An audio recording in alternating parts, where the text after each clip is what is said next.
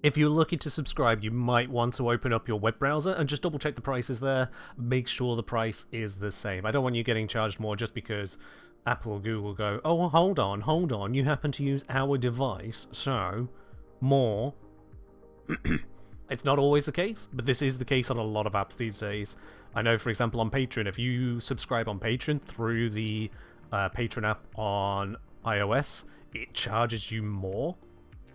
And considering that Patreon itself only takes like an 8% cut, having an extra, what's it, like 30% added on by iOS is just a lot. I think it's 30 they do. It's a chunk. So yeah. Even if it's 1%, Petra, as far as I'm concerned, it's messed up. Because they are facilitating the download of the app and having it in a catalogue. Okay, cool. That shouldn't be a cut of every single transaction. What are they doing inside of the app that deserves that? But that's how it is. That's the cost of being on a platform like that, is they take their cut, they take their tithe. And what are you going to do? Find other less marketed app stores to go through, install those app stores, and then try and use the apps through that? Or from a developer's point of view, are you going to just try and shuffle your users over to those apps? Good luck. It is wild. So yeah, whenever you're subscribing to anything, always check the prices on a web browser, not just on your phone app, because you might just find that the web browser actually is cheaper. Like, straight up cheaper because of those agreements. It's wild. You don't even need to switch off the phone. Like, you could still check your web browser on the phone and you'll often find things cheaper. Sorry to add the busy work there, but hey, if it could save you some money, it's worth it. Yo! Speaking of, Zilon, thank you very much for dropping your sub here once again, up onto 18 months, 1.5 years of support. Much appreciated there. Yeah, with this coronal ejection, 1500 damage in heat, we just don't care about. Strength scaling doesn't really exist in a way that matters for damage, so 1500 is 1500. Even with the heat procs on it, and I think we already tested, the heat proc is actually only one proc, not scaling with strength. So 1500 damage, and then heat proc over time. Let's say you get the full 6 seconds out of it, which by the way is a long time for an enemy to have been left burning. That's going to add on another 3000 damage at base. You got 4500 multiplied by your strength. Yippee. If they had armor, technically you deal more damage as you sunder their armor, but then Orion can also just wipe out all of the armor, so who cares? So, speed of heat, is England still suffering from weather? No, the heat has died down. It's now simply a summer heat rather than a heat wave, but we are expecting it to return in like 4 days' time. Yes, I know coronal ejection also controls the black hole. I'm going to get to those bits and pieces. We'll look at the damage side of it first, so I can judge the ability for the ability's sake rather than the forced synergy that has been, well, forced in. If I just open up the wiki and go to Elite Lancer, let's have a look then. Elite Lancers, you start seeing them at like level 15, I want to say, and you're at level 15, they only have 755 health. Even with their armor, this will tear through them. So by the time you get to level 30, at level 30 they have 5,000 effective hit points. Now again, armor sundering means that you'll easily get past most of that defense. Their health is only 2,984, so this will eventually burn to death a level 30 Elite Lancer. Wahey! Level 30. And what about level 40? Level 40, they now have 5,462 health. Now, even with total armor strip, this ability is probably not going to cut it. And what about at level 60? Oh yeah, now they've jumped up to 13,000 health. By level 60, this ability's damage is now pointless, because even your bottom rank Elite Lancer with no armor just tanks it. So yeah. And you're saying you would obviously use it with a second, it's supposed to work together. True, true, true. Yeah. So on top of 1500 damage, we can add on another 500 damage at base. Yep. That is an amazing addition right there. Gotta love those Jade Stars. Have you seen just how effective those Jade Stars are? Oh, are you in for a little treat on that? Let's grab... Let's grab... Element. Why not? We don't use enough of the Foreman these days. Let's grab the Foreman. No companion equipped. Good, good, good. What's good with influence, Jade Stars? Why the hell would it work good with influence? Please tell me that's not some weird, again, treating non-melee as melee thing. Please. Oh wait, is that triggering off the spread effects of influence to then just fire a spray of them? Weird if true.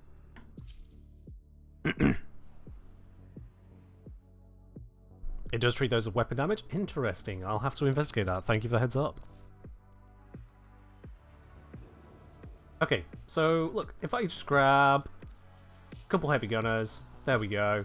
Let's activate the Jade Stars. And then let's swap frame here, just so this one doesn't cast his black hole. Here we have some heavy gunners. Alright, let's shoot at you. Bam! Did you see the heat? It went behind it and missed. How about we shoot at the one that's closer here? Pew! The only reason they're still burning is because I have really high range. So the shot can miss them, explode in the background, and still hit. If I didn't have really high range on Sirius here, it wouldn't hit them at all because that's an 11 meter radius. Excuse me. You can tell I didn't plan to stream today.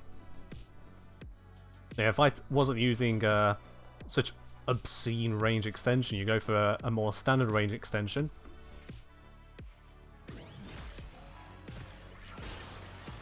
Alright. Pew! Yo, bro, calm down. I really hate this bit of testing Sirius and Orion. I really fucking hate this bit of testing Sirius and Orion. I can't just tell them to stop. I just can't tell them to stop. But yeah. We still got the Jade Stars. Pew! And the shot misses. The AoE still hit, but the fact that it goes around them, and we have to hope that the AoE will still hit, is a laugh.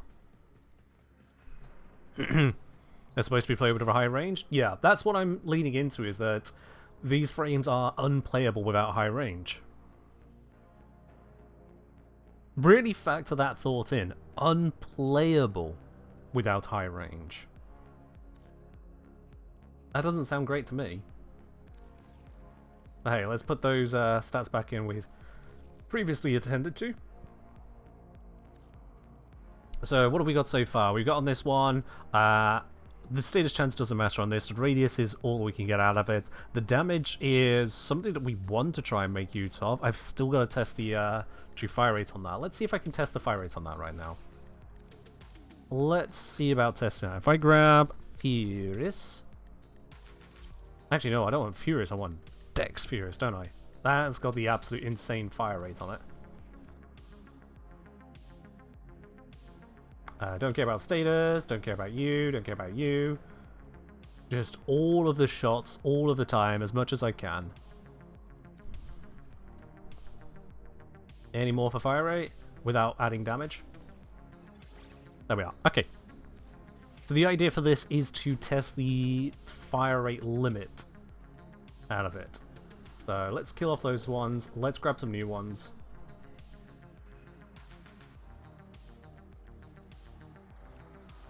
Hopefully this guy doesn't try to do anything. And let's... Because I know some of the stars are going to miss, I'm just going to have to hope. Yeah, it'll be practical. If some of the stars miss, some of the stars miss. So it's just going to be a practical result. Let's do a quick recording as well on this. How many heat procs land on this target? 15.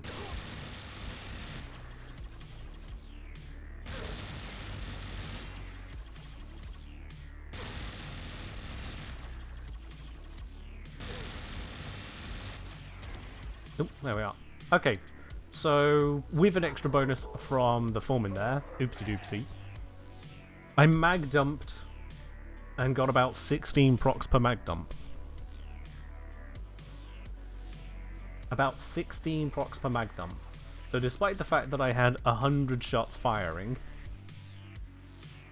and a crazy amount of multi-shot for those 100 shots, leading to 280 average hits, we were getting 15 procs.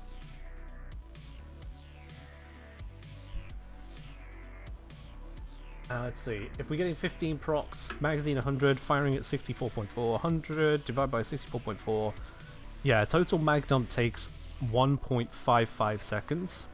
If I was getting 15 to 16 procs per dump, that looks like it has a fire rate of 0.1 seconds then, right? Maybe there's some limit? There has to be a limit, yeah. And this is what I'm getting at. It looks like there is that limit there of one shot every 10th per second. Basically has a fire rate of 10.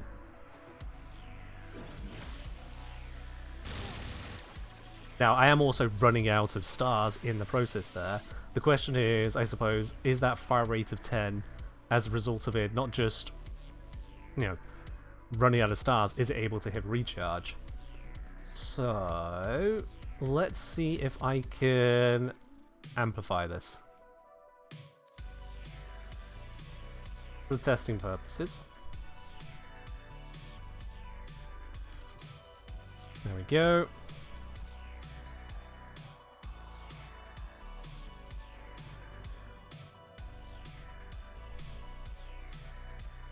Adam's saying max of 7. It's not actually a max of 7.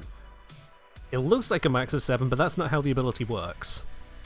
I don't blame you for not seeing that, because the game is actively hiding that truth from you.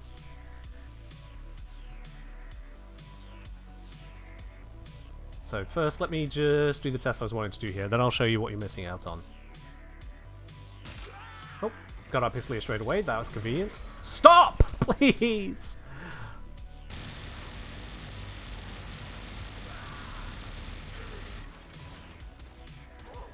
Well, I got it to like 32 procs, but this guy's just fucking it up. Testing is so fucking difficult with it. Just arsehole in the sim with me. But hey, I got it to like 32 procs there. I'm going to back record and we'll just try again on the test. Yeah, I've been saying it is 7, so...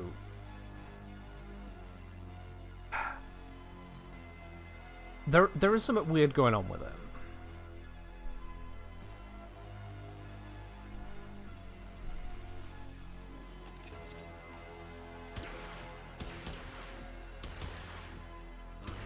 Nope, let's run out. Try again.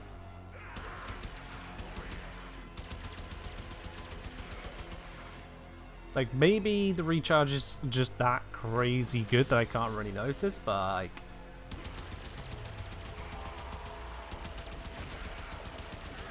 It certainly doesn't feel like it's consuming the charges that quickly. It feels like the magazine is higher, but you know what, maybe you're right, maybe the regen happening whilst I'm firing, which is unusual, is what's throwing it off there. It's kind of weird that they felt the need to give it a magazine at all in that sense. Let's go for something a little tougher here, shall we? Let's go for some... Oh, I don't know. Gokstads.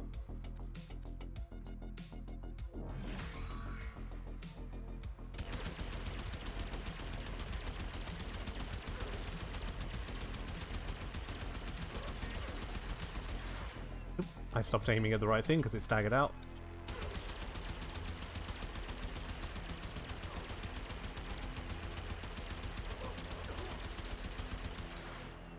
Oh, I love trying to hit them at long range without zooming in. And I have to be at long range because I don't need the other brother doing shit. Let's go for different enemies, faster enemies. Let's go for... Dedicants.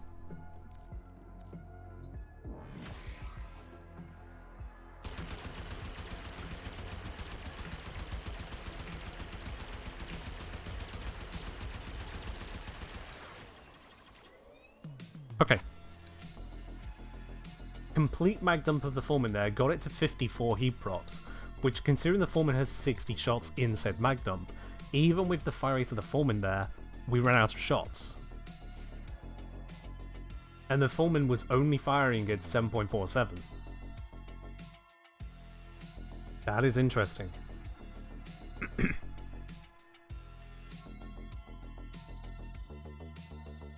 It looks like the recharge rate is just slightly too slow for that 7 there. Can we... Let's do that whole influence thing. Because that might quick burn a bunch of the effects there. Let's spawn some more of these in to quick burn as well.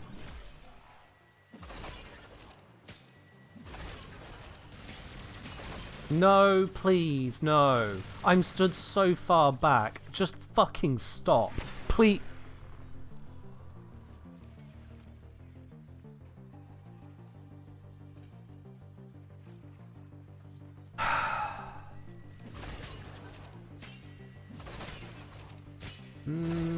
Influence does not appear to be triggering a bajillion things. Oh my god.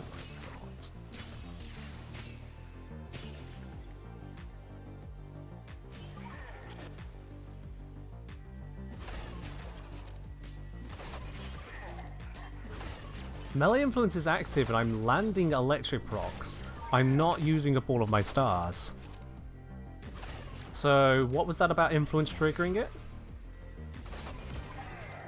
Even the heavy attack didn't trigger it. It also did just kill everything. What was that about influence? Okay, what switch to this. Influence worked until the buff. Oh, okay, so now it doesn't work. Even better. There was a bug related to it and that bug is gone. Okay, cool. What the f hit me for that to trigger? Hold on, did that? Self-knockdown triggers that? Self-knockdown. Or self-stagger even triggers that. Okay, sure. Yeah. Please protect me from my own self-staggering. Yes. Oh boy, okay. You don't know how it works? Oh, okay. Well, fair enough then.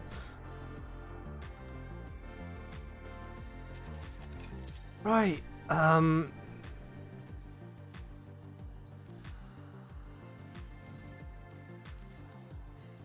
let's just see if we can get an idea as to how quickly the stars do regen. Mag dump. Right.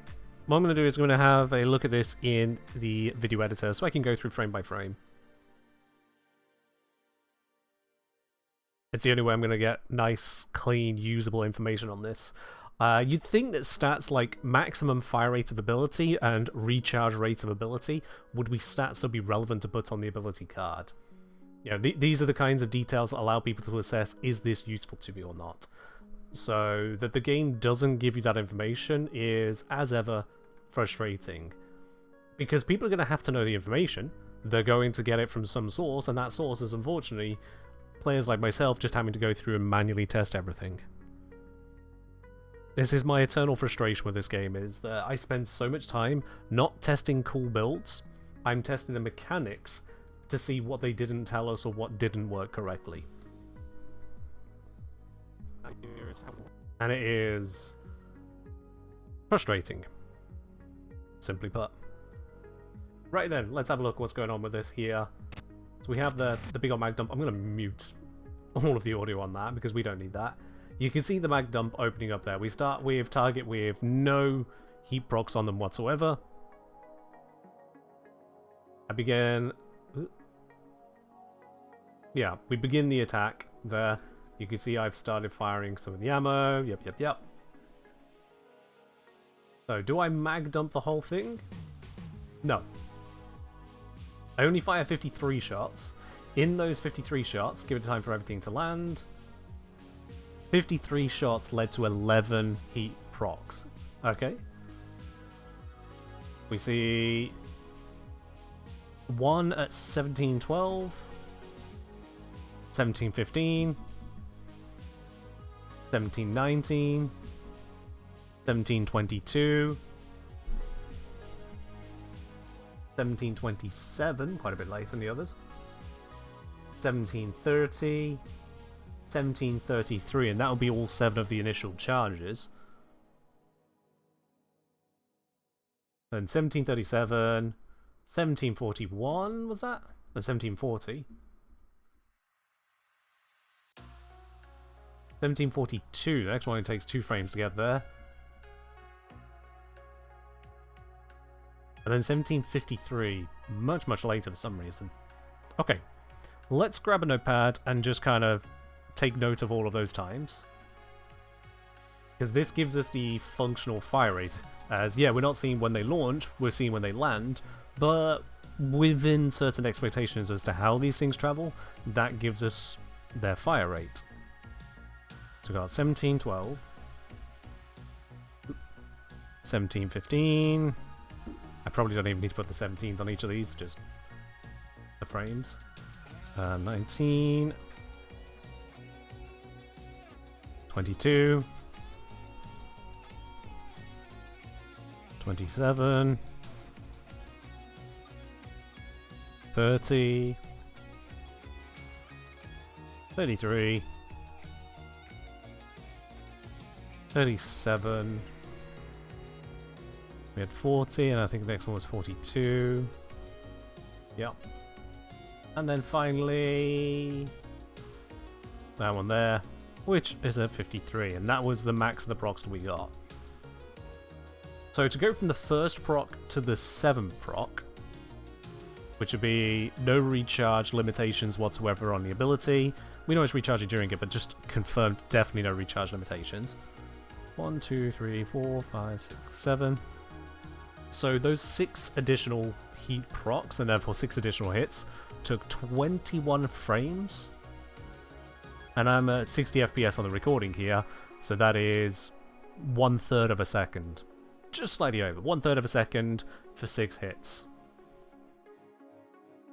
In other words, we're expecting that to be around about an 18 fire rate. Which is a pretty high fire rate, all told. To be able to launch them out that quickly is pretty nice. It's not as high as the fire rate of the actual weapon. Because we're zooming this out so we can see the ammo of the weapon there. The first shot landing at frame 12, got 87 ammo left. And then 7 shot landing at, was it 33? 64, yeah. So we're firing much, much, much faster than that.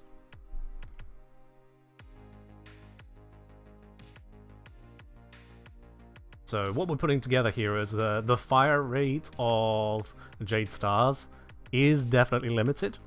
Fire rate is limited on Jade Stars, or whatever the hell it's called. I think it's called Jade Stars.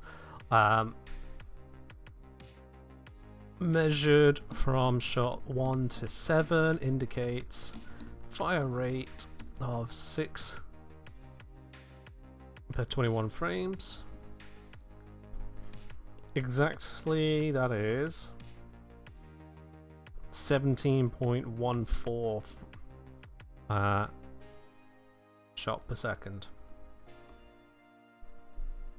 That's the measured limit of it so far, but that is within the limitations of frame imperfections and travel time of shots.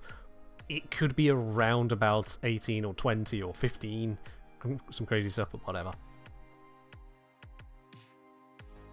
So Jade Star's fire rate is proportional to weapon fire rate, but also capped. I would say that it is not strictly proportional to the fire rate, it's just it can only fire so far, or so fast.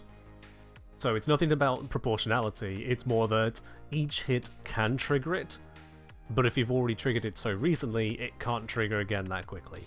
It has its own capped fire rate. Now, then there is the regen. We can see at this point here, at the quote 1733, I'm already at no stars left.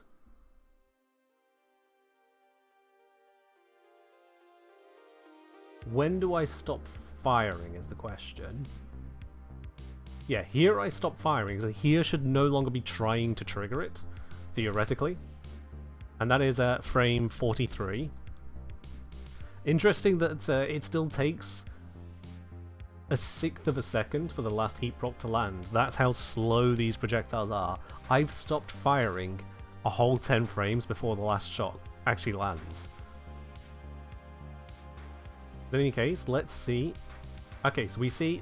Oh god, that's annoying. They have a fade-in animation, but okay.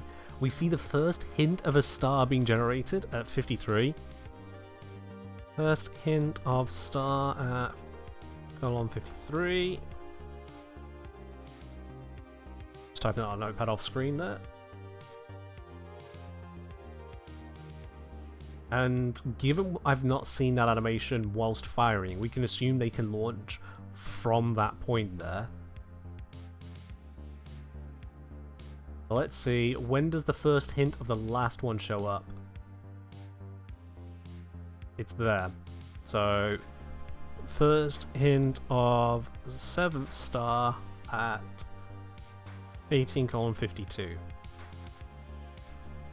So this first light in the middle for the 7th one is a whole second, 59 frames, is a whole second after the first one appeared. So it does appear to have a regen rate of about 6 per second, which, considering we got it to fire 6 of them in a third of a second, we're getting about the idea as to its maximum fire rate there.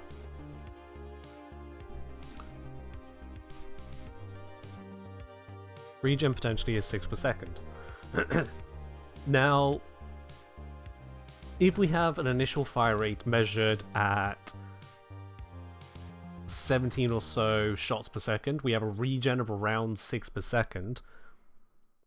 What we can take away from this then is that in the time it takes to mag dump the first 7, it should recharge about 2 of these stars in the process, maybe 3, depending on how it handles its timings.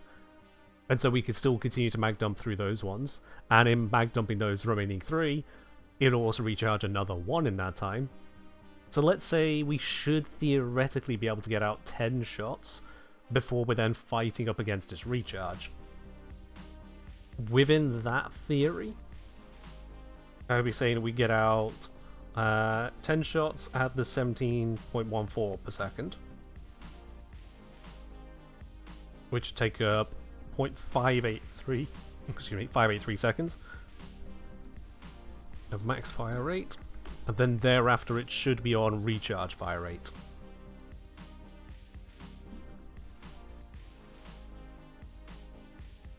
So I think I recorded the ultra mag dump as well. Let me just see if I did do that correctly.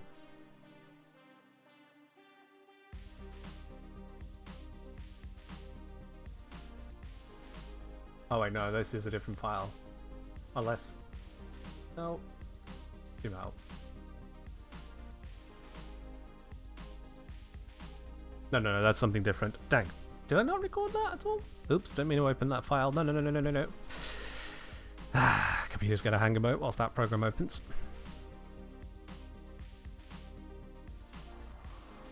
Yep, alright, close that, cancel that.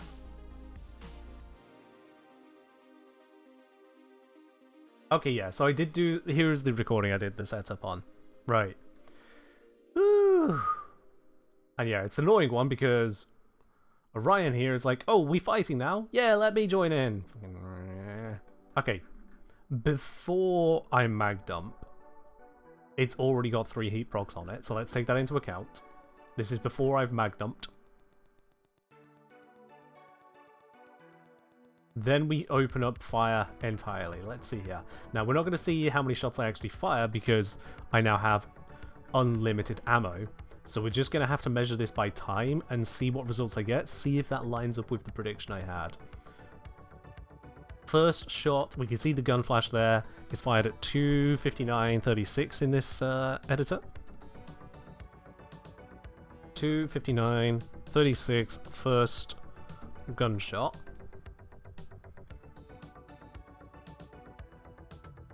When do we get first heat proc?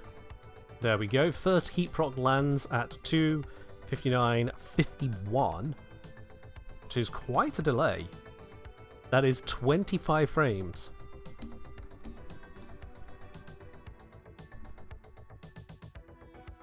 That's nearly half a second later. For those of you who've played on really laggy games, really high ping, yeah, we're basically seeing there, between our shot being fired and the damage of Jadestar's landing, is like having a ping of about 450. Sorry, 416. That's what it feels like. A 416 ping. So now let's see what's the total heat procs we get out of this before I stop firing the gun.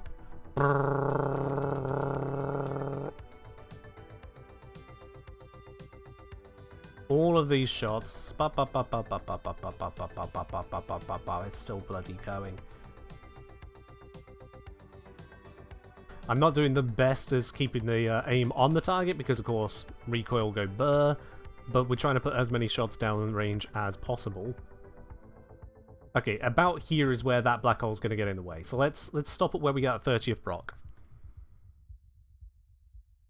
30th proc at 3:03:20. And just going back, how many procs was it at the start? 2:59:36, 2:59:36. It was at 3, so that's actually plus 27th proc. So, time to apply 26 procs, that is, we're discounting the first one that applies, 51 here, because that's effectively our control for travel time of the heat procs. So discounting that one, we gain 26 additional procs in... what's that? 29 frames and 3 seconds. In 3:29, we take 3 times 60 plus 29, divide it by the 26 procs. That was 8.03846, too many decimal places, frames per proc, which would again indicate a fire rate of divided by 60, a fire rate of 7.464. Which again, yeah, we have the elevated fire rate at first, and then the reduced fire rate thereafter. If I go back to the earlier measure of 0.583 seconds of max fire rate, we've got 329 minus 0.583, and then divide that by 16.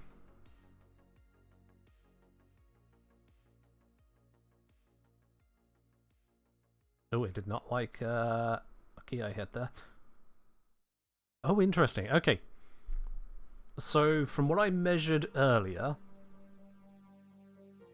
that was... with the maximum fire rate we were generating, we would pour out about 10 shots in just under 0.6 seconds, and then would be limited by recharge thereafter. I figured the recharge was about 6 per second. But what I've measured here is that after that first period of time, and assuming it was 10 procs worth, let me just make sure I've got the right numbers here. Hold on, yeah. This minus that, divided by 17 extra procs actually.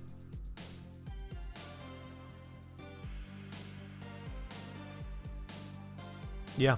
I'm getting a measured fire rate of 5.86 once we're onto the hard regen. So that does seem to confirm it then. That little bit of variance is anywhere between my inaccuracy, the game just not wanting to process everything, maybe there's some missed procs in there, imperfect measurements, all the issues of working with an empirical system rather than what's actually coded into the game. But in terms of observed values here, we are indeed getting that regen of 6 shots per second out of it. So no matter what your other fire rate is, that is your hard cap you're dealing with. And there is that approximately 17 or 18 fire rate that can use up the 7-shot magazine that's established before you unload.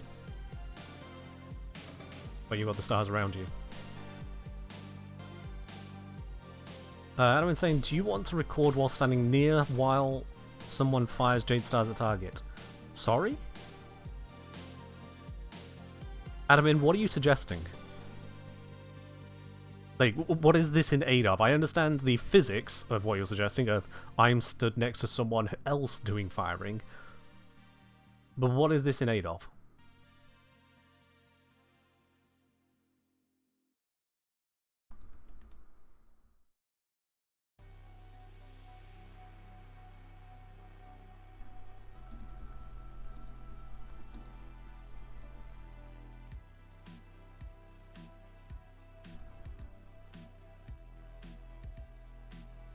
Admin says, second player in Simulacrum shooting ability while you can record any missed shots as well.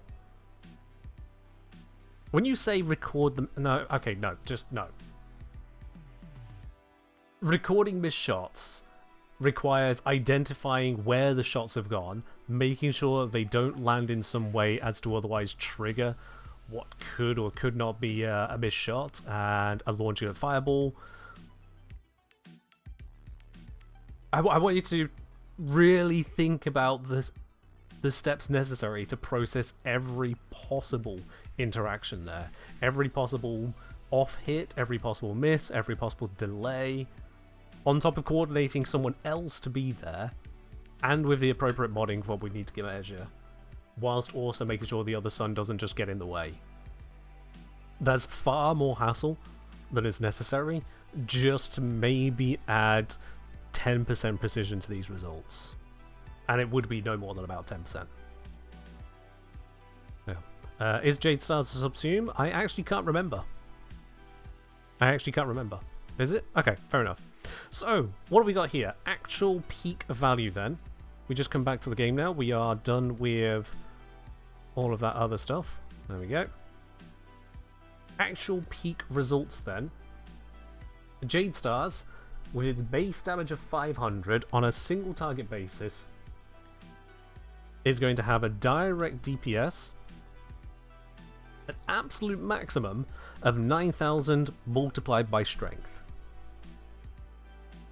In the event that you can utilize the AoE to hit more than one enemy at a time, then that 9,000 will start to increase substantially. But that is only where you are hitting that maximum fire rate, and again, that is a burst fire rate. That is a burst fire rate of half a second, functionally speaking. Once you are outside of that burst fire rate, your effective DPS drops down to 1/3, because you are now fighting against a recharge, which is only 6 per second. Once you are down to that recharge rate, you got 500 multiplied by 6, which is 3,000 DPS per target multiplied by your strength. Even if you have 10 enemies in the area and 300% strength, so that's multiplying by 10, multiplying by 3, the ability DPS whilst firing through its recharge is 90,000. And whilst 90,000 DPS might sound somewhat maybe possibly useful, I want you to consider that this is only being triggered if you are also maxing out the fire rate and therefore application of the ability. You need to be constantly hitting 10 enemies at once with a 300% strength to hit that. So we're talking absolute ideal scenarios.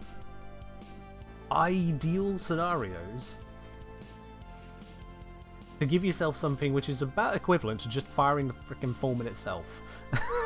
I'm honest with you. Like, look at this modding here. This is fundamentally terrible modding. We're only using 4 mod slots, we're only using basic mods. Critical delay is the closest you can get to saying this is not a basic setup. This is a basic setup. I'm barely using half the capacity. Granted, all on, well, not all on format slots, this one's actually overspending, so deal with it. Point is, this has 2517 direct damage, 1.73 fire rate, and is pretty much guaranteed, nearly guaranteed to land a crit with it. 2517 times 4.8 times 1.73. The DPS of what you're looking at here is already 21,000. Already 21,000. And this can also hit multiple targets, and it hits them pretty much straight away. Yeah, it just kind of punches through them. It also has a magazine, it also has a reload, and this is a very basic weapon that came out in 2019. It's a good basic weapon, but it's a basic weapon in 2019. And what's crazier is that if we were to apply Jade Stars to this, well, it doesn't buff up the base damage, it doesn't buff up the crits, it doesn't buff anything of that sort. It adds a second shot alongside it. So this 2517 multiplied by its crit, bringing it to a 12k damage shot. Before scaling from strength, the 500 per target that will be added on by Jade Stars here is a 4.2% damage increase. I want you to imagine now, chat, you are told that you can cast Eclipse, not Raw, because Raw would apply to your allies as well. This only applies to you and your other brother. So imagine applying Eclipse, and it gave you a 4% damage buff. But it said, oh, but if there's other nearby enemies and you mod for a lot of range, then you can multiply that 4% across multiple enemies.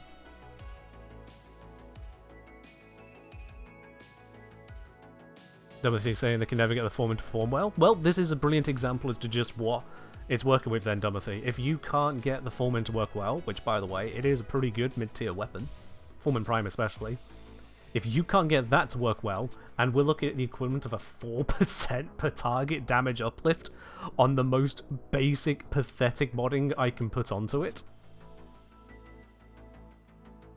what use is that to everyone else when you're not doing such terrible numbers? If you take into account all of the modding that's on here, that crit, by the way, will go higher because of bladed rounds. It starts at 2.2, so it'd be 2.2 times 3.4. That's a 7.48 crit damage. We got Galvanized Aptitude, Galvanized Scope, Galvanized Chamber, increasing all of the numbers far beyond what you see here, and Primary Deadhead. If we take into account all of those, what 1980 base damage over here, take out the mortar shot and multiply it by the final mortar shot. We've got no Serration to stack against, we just add on full Deadhead.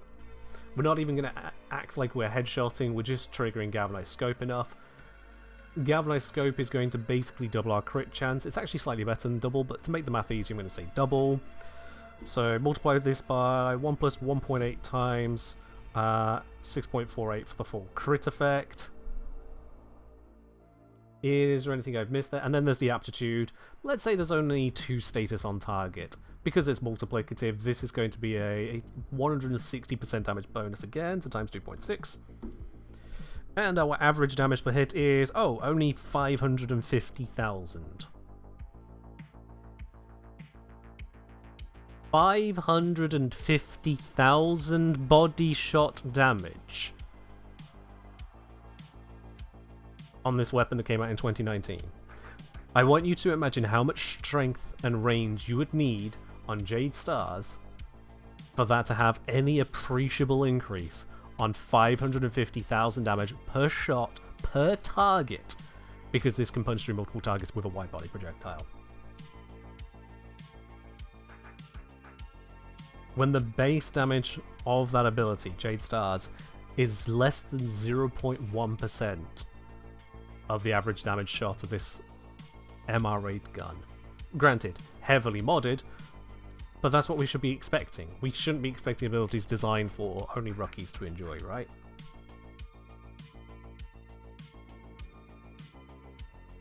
This is what it really comes down to. Jade Stars isn't just limited by fire rate, limited by travel time, limited by only casting on yourself, limited by needing a radius to actually apply usefully, limited by its accuracy. It's also limited by just the base value as a flat value. Yeah. You're saying it would be somewhat better if the other brother would be shooting groups of enemies too. I mean, it doesn't even matter if the other brother's shooting it, because the other brother's going to be shooting with your other gun, which also should be modded equally well. And so that should also be doing a chunk. If you're doing 500,000 damage per shot with your main gun, it really doesn't matter what Jade Stars can add to that. Because the damage number is so low that it's a rounding error. And let's not forget, the Foreman is actually a bad weapon for it, because in shotgun mode you've got a fire rate of, what is this, 1.73? So in that case, we can't even max out the fire rate of Jade Stars, because it's tied to the fire rate of your weapon as a secondary limit. We can't even touch the 6 per second regen on it. So, yeah, I can't make that good. I can make it burn enemies in an AoE approximately around where you shot, and I have to emphasize approximately. And the resulting impact is to set them on fire, to basically status prime them with heat, and otherwise to get in the way of heat inherent. Let's not forget that. If Jade Stars hits before your heat weapon does, or your ally's heat weapon, then your heat procs are weaker. So I hope you weren't relying on those. Applying heat inherits the other way around to Jade Stars would buff it, but it's got such a low base value that you would be multiplying shit all by shit all. But if this one applies first, and therefore you get 0 inheritable heat benefits, all you're doing is nerfing anyone using a heat status weapon. I know the Ignis isn't exactly hot these days, but there are other heat status weapons. So chat, have I given you any reason to believe that this ability is actually worthwhile? That it is more than just spending 50 base energy to lightly paint the area in the heat procs that you would walk over in a meltdown mission.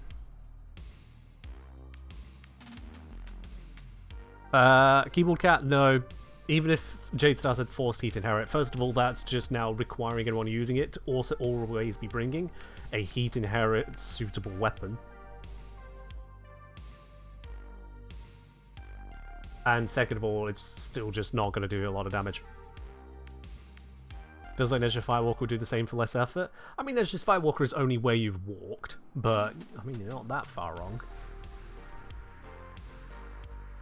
What is the base damage on that? Does it tell us? Base damage per second by the way, not per shot. Damage per second is 200 base. So the enemies would need to stand in it for, what's that? Yeah, 2.5 seconds. Functionally 3 seconds. But it's not quite the same. Also, it looks like I've got something augmented onto there at the moment, haven't I? Am I? No? Am I forgetting something about it? Oh, it turns on the blast from teleporting. Right, got it. Yeah. So yeah, Firewalker is weaker, but not like a lot weaker on a per hit basis. Although granted, there is the true fire rate out of Sirius Orion, so not to undersell it. Jade Stars is significantly more damaging than Firewalker, but we're talking like a single order of magnitude. The fact that Firewalker could ever have been a concern or for comparison, though, it tells us enough. So yeah. Now this from Ellie is interesting. Ellie's saying, also experienced firsthand, the heat procs also shut down any other builds that rely on animations, such as finishers like the new Incarnon Obex. Oh, of course, because burning enemies are in an animation, so anything that should open them to an animation as well wouldn't work. This is something I encounter a lot when doing a finisher Lavos situation, is that Lavos' 2 abilities open enemies to finishers. For those of you who didn't know that, I'm going to demonstrate because Lavos is fun to use. Let's get some proper targets for that. So yeah, for those of you who don't know, you can zap them with the 3, and that opens enemies to finishers. Only very briefly. Although if they are knocked down, that's nice as well. It's only very brief. Or you can use the 1. Bam! And that also opens enemies to finishers. If you're very, very quick, you can sometimes get 2 out of it. It's not very long. But here's the thing. If I burn them first, and then try the stun, nothing. I can't. Let's do this, and then into that, nothing. Because they're too busy in the animation of burning, I can't open them to finishers. So yeah, that's great. Admin saying, do you want Riven for Neil with minus 100% damage for testing only Jade Stars? I have no reason to do that. Thank you for the offer, but I don't see what I need that for at this point. You're asking, why exactly does it add so few heat procs? Going to the wiki, they reload 5 per second. I was measuring more like 6, but okay. And if each shot had pretty high status chance... There it is. There it is, Nero. There it is. Yeah. Hang about. If this says it has a status chance of whatever percentage, surely we should be seeing more. Surely we should. Where is it? Let's take off the overextended. Let's bring this up to a 229% status chance. Excuse me, I'm getting a little bit dramatic at this point. Let's also bring out a weapon which has no status procs and concern on it, but is very good for testing. Where are you? Tenora! Yeah, we love the Tenora. Great for testing purposes. Okay, so Tenora here has plenty of status of IPs. So we should only see heat from the heat ability. Nice and simple testing stuff, right? No! No! No!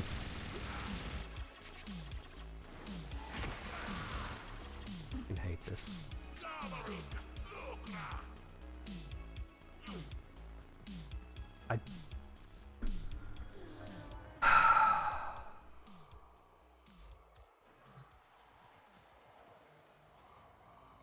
The black hole's still in effect. Ah! He's doing his own testing? Yeah, testing my patience. Oh boy. Oh, sorry, black hole unfinished. I thought it had by that point. Right, okay. Sit! So anyway, we got the stars. Gonna refresh on that. And if I just put a single shot on this guy, pew! And you see, look at that. Everyone's got 1 heat proc on them. Over 200% status chance does not lead to 1 heat proc. Oh, somehow I'm missing myself now. So 1 at a time, 1 at a time, 1 at a time, 1 at a time, 1 at a time. We can guarantee it there. 1 at a time. So the status chance on this, for some reason, is not in fact 229%. It is just flat 100%. It's bugged. They broke it. They did it wrong. It released with a 30% status chance, and they changed it to a base 100. But I guess either they decoupled it from strength, or originally maybe it had a cap at 100% status chance. Something went wrong, is all I can tell you on that. It's supposed to do more heat procs, it doesn't. And even then, those more heat procs wouldn't change much. There is no reward for hitting 10 or 100 or 1,000 heat procs other than the damage they deal. There is no difference whatsoever between 1 and 2 heat procs than the damage. No difference whatsoever. And the damage on this is terrible, so more heat procs wouldn't change a thing for you. Not even slightly. So yeah, okay, right. So we've got that coronal ejection is just epoxy amount of heat with a collection on it. Haven't tested the status chance on that. Let me just throw it real quickly. Sit. No. Come back here. Come back. Come back. Why the fuck are you still standing there? Come here!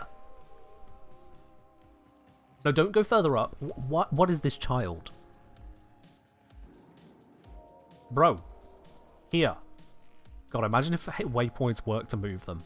Imagine that.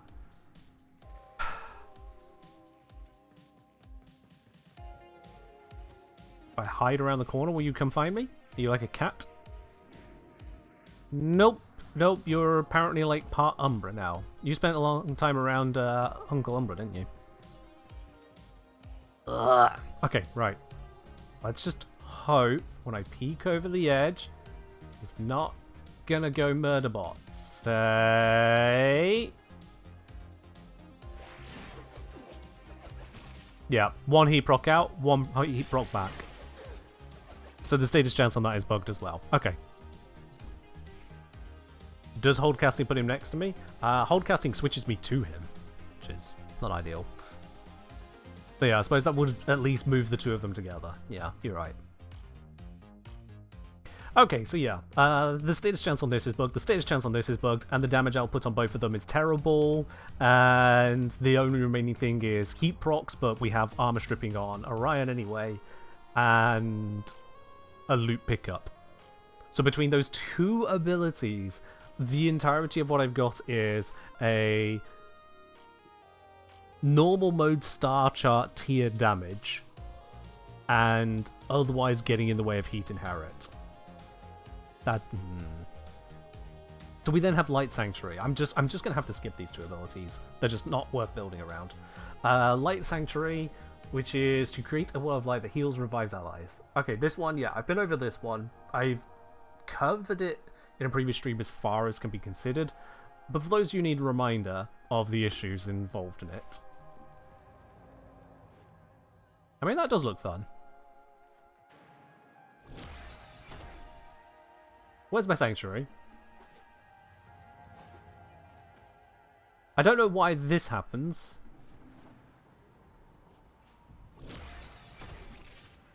But I can't see where it is in the sim. So, it's somewhere over there. If I walk over here... Oh, there we go, we're inside the zone. Now we're out of it. Now we're in. Now we're out. So a few things of note. First of all, is that the effects of the Sanctuary completely vanish the moment you exit the zone. You can see you've no longer got the buff because the ring around your waist just vanishes. But all of the buff vanishes instantly. Wisp motes from 2019 don't do this. Wisp motes from 2019 stay forever. There are 3 of them you get, 3 different buffs. They give you their full effect instantly.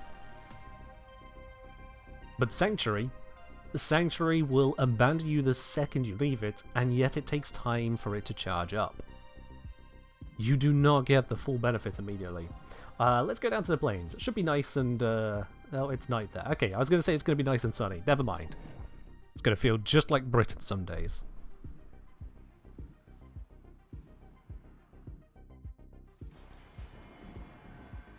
Okay. Yeah, why can't I see it? Where is it? Yeah, where... Has anyone else had a visual effect for it and I'm just missing it? This is certainly one of the bugs of all time. What am I doing wrong?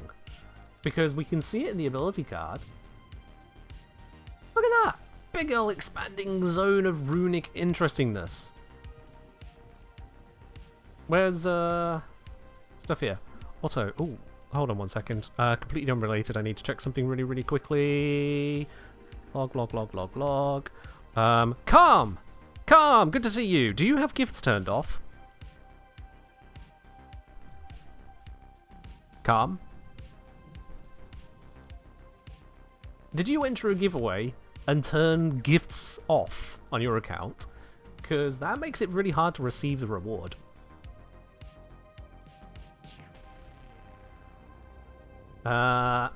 Let's see. Effects. Maybe it's, I usually have reducing allies, because look, visual effects intensity, why do we even have that at 200? What? Is it reducing teammates doing it? Is it treating me as my own teammate? No. Okay. You don't know, Cam. Okay, well, something to look into real quickly, isn't it? Okay, something's going on wrong. Bug goes to sim and gets fixed after a game reset. Well, you know what? I'm out of other ideas, so admin, let's do exactly that, shall we? Just gonna BRB whilst I reload the entire game. Let's just Alt F4. I didn't realize just how much of a passive noise that ability has. Okay. Yeah, I swear I've seen it at least every now and then, Zom, but then it kept on not working for me. But now I have this idea that it might be from The Sims. Let's just load the game, go straight into the planes, and see if I can make it work then. It was said to friends, was it, Khan? Ah, I see. Well, now I can sign in and give you your prize. Because, yeah, you were one of the runner-ups of the giveaway that we did on Sunday.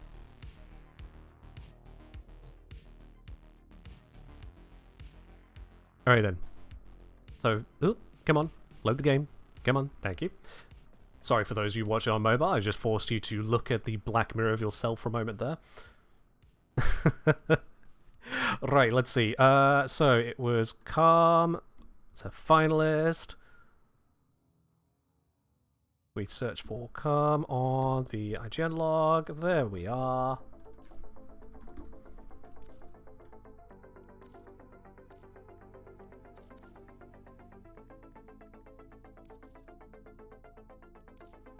There we go. Alright then.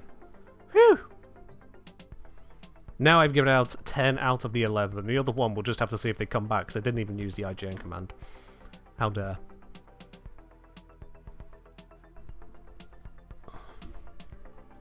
Alright. Let's mark all that off, and confirm on my other backup sheet. Yes, this has now been sent out.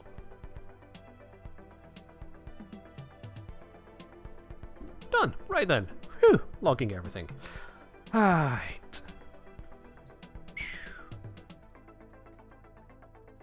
Okay, so, testing. What is it, Ayatin? This one here? Or this one here? Are they the same one? No, they are not. This is the one you get from Necroloid Syndicate. This one... I don't know, actually. I don't know. Let's see here. So this is a Keitha sculpture, and this is a Himakara. There we are. Keitha and Himakara. If you want to know where to get them, wiki. Any thoughts on Astral Shell as Hellman? Let me get back to you on that.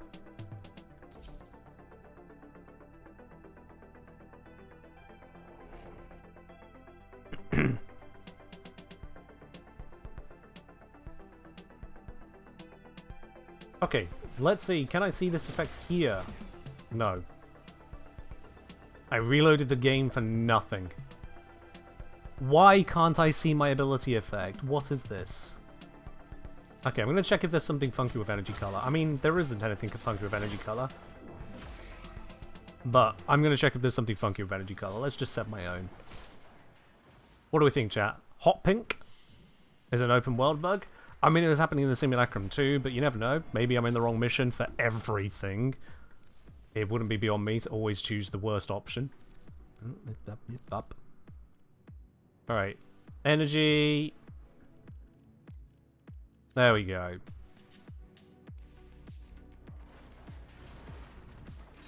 You pick watermelon? No whack-a-melon today.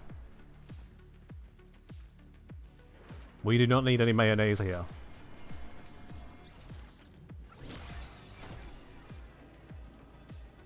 This is stupid. And now, a massive sentient energy spike in your area. I advise you to be careful. Okay, let's go to a non-open world, non-simulacrum location. Let's try a third location. Because maybe I have just picked every location it's bugged in by chance.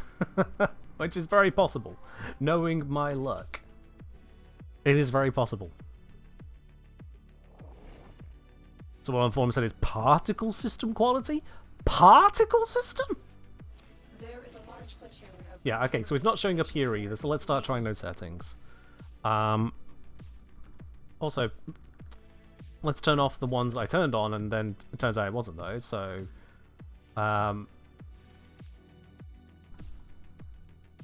reduce teammate visual effects. Oh, did I have that? Okay, well, we'll just turn off. Right, so particle system quality. Okay. So let's put that from disabled to low. Oh, game's hanging. No one standing. So far, not so good. Okay. I'll go to this one in a moment. Let's just start working our way up this. Because I think that shouldn't have the effect first.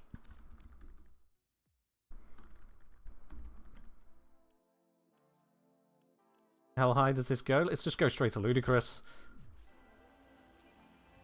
Nothing. Oh boy. Hiya, Chuck. And now this onto medium. How you doing? Gonna be nothing to recast? I mean, let's just recast it. Yeah, no, visual effects should just be visual effects.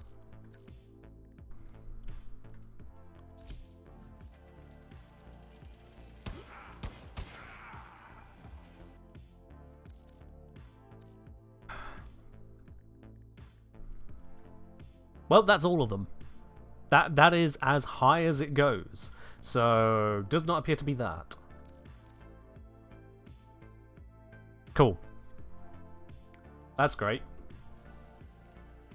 I'm gonna switch sun, cast black hole, switch sun into casting that. Let's go to a new spot in case I'm just regenerating the original invisible one. Oh, sorry, hold on. Regenerating the invisible one. Wait, what do you mean the invisible? What do you mean the settings don't change whilst I'm in the zone? What? The whole point of changing graphical settings is it changes what you see, not what exists. Oh, but it can vanish. Wait, does it just permanently vanish it then? Nope. I have no idea how this works. I genuinely have no idea how this works. DE probably only have half an idea how that works. But that is dumb as shit. Why is this tied to particle effects? Why is this made of particles? Why? Why do I need particles to see where my ability is? On what basis is that necessary?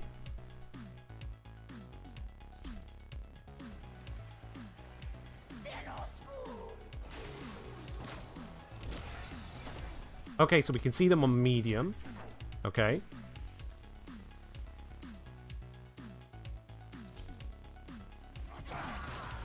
But on low, it completely vanishes. And just vanishes. And if I now cast this over here, it's a new cast, it's invis.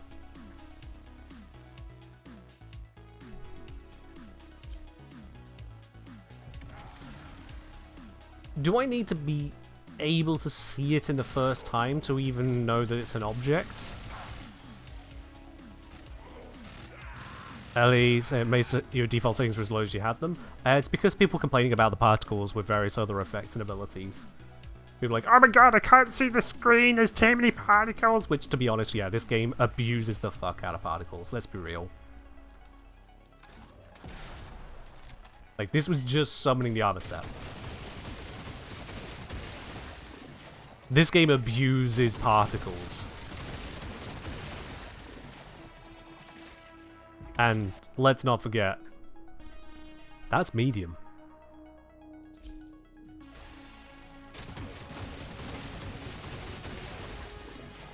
I think I could see why people ask for me to use fewer particles. You know?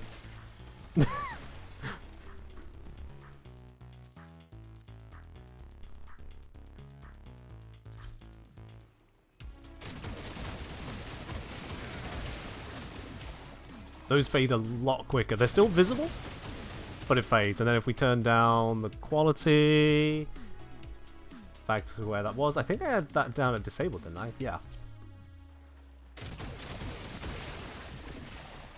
There's still visible effects, but it's nowhere near the same amount of obnoxious.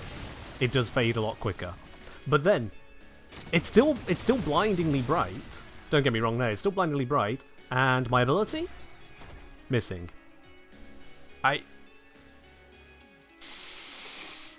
We still have the blinding light on hit of that and spawn of this. Also, by the way, the self-knockdown spawned that. But I can't see the entire ability. Someone put the details a little bit too high up the line there. But now we got that solved. So yes, it is a matter of the settings. You need to turn up the visual settings to be able to even just see it. The visuals 200 from 100? Yeah, I know there's other things I can change as well. Bear with. Sorry, the game isn't designed to have a consistent set of settings to be able to just enjoy the game. This is beyond frustrating. I'm going to be very honest with you, old chat. It is beyond frustrating. There we go, Khan's got their gift. That's good.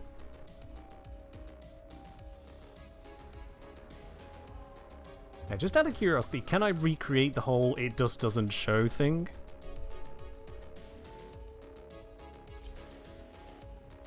Let's just try that real quick. So I was down here. If I sound a little tired by bugs and impossible interactions, it's because I am. This is not an ideal way of experiencing the game.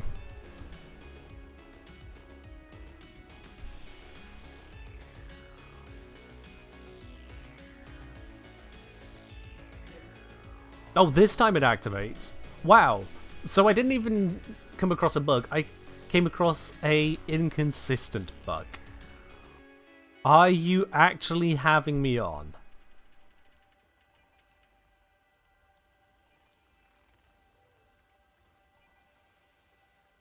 I'm not even going to test this further. QA can figure it out. Is Archgun still so flashy?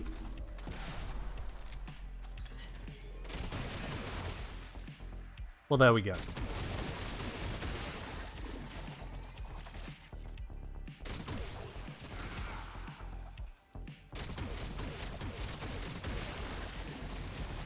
That reload animation has no right to go in front of your aim.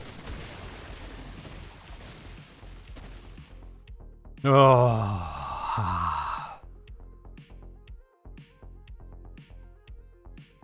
Blind Guy saying, I remember Total Biscuit describing Warframe as a castle built on the ruins of an older castle, built on a cursed burial ground, built on the ruins of a village that got burnt down. And considering how long ago that must have been for Total Biscuit to have said it, yeah. Yeah. But this is still new.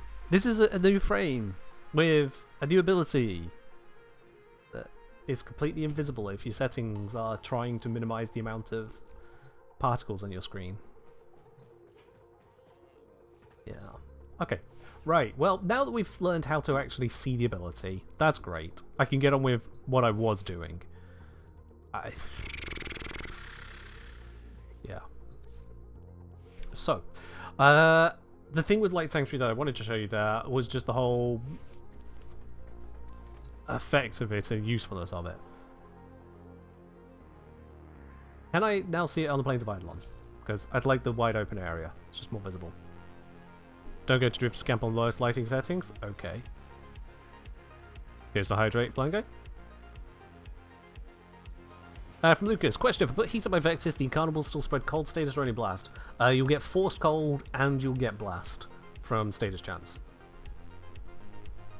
Forced procs are not affected by modding in terms of their priority. They are forced. Modding affects the status chance based procs. Okay, so we've got this zone. Now, first of all, you can see how it's expanding. So it doesn't start at full size, it grows over time. Which is certainly a choice. Once it's fully grown, it's at full effect. Cool.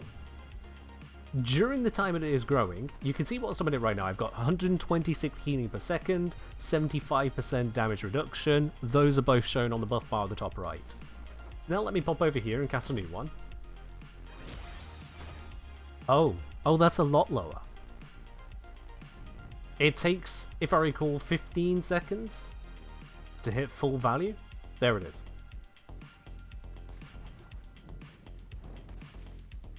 I cast 46 on the timer. Waiting for it to reach full value.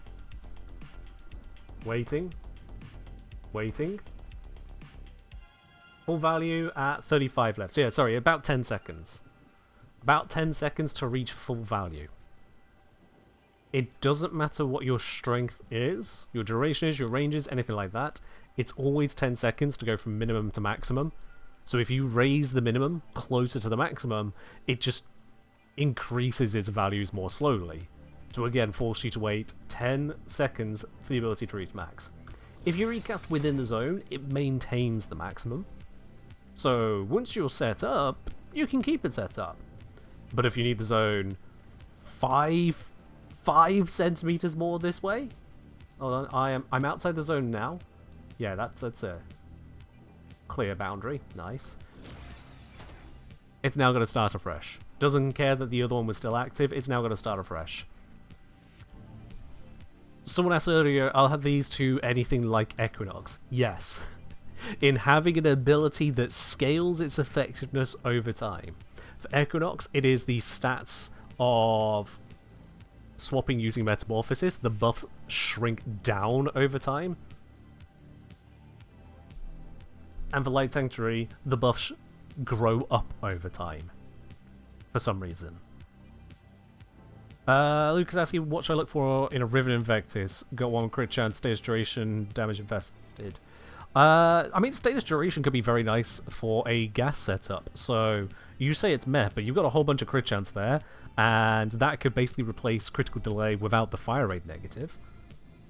And you've got the status duration, which can work into a gas build in a way that usually only in Lavos or crazy builds can actually make happen.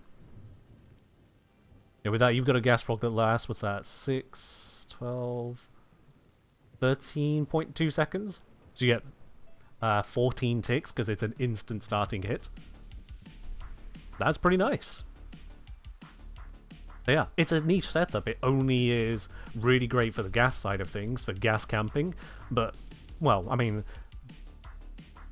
that's one of the harder things to mod for, and you've got it. Enjoy. Damage to infested? Who cares, it's infested. Does the zone disappear when you cast another healing zone? Let's verify that again for you. So we can see one over there, it's very visible, can't miss that bright green. Now I've got effects turned on. We cast this one, and there it goes. Instant vanish. So you can't have multiple healing zones. You can't have the maxed bonus carry over to the next one you cast, even though it's still within the duration. This is the only zone that can be refreshed. The one that is active. Now.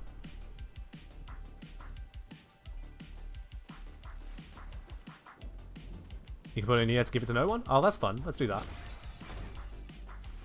Oh, maybe I wasn't quite high enough on that. Oh, wait, no, the runes are on the ground, but the buff is in the air.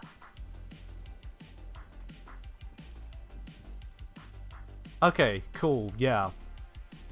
That's... Well, that's just trolling your teammates at that point. Hey guys, come stand in my buff. Oh, yeah, great, that's a nice buff. Love that. Oh. Oh.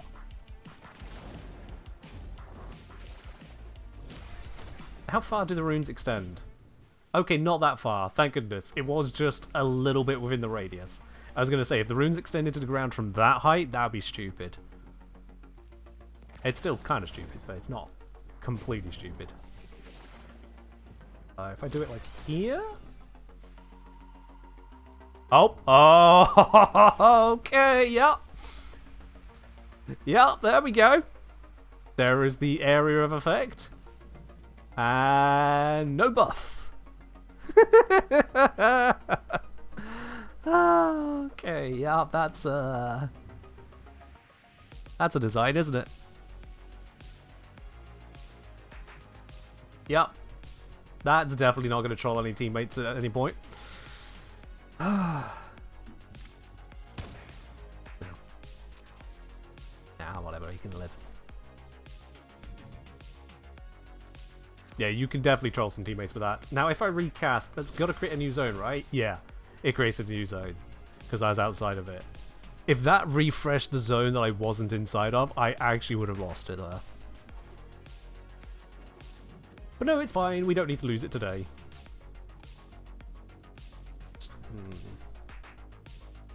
Have I seen how janky swapping gets if you invert, tap, hold, and rapid cast? Zom, what are you cooking? Why does it smell burnt and slightly cancerous? You can want to refresh bullet jump? Good to know, thank you. You already said that, Admin, but thank you.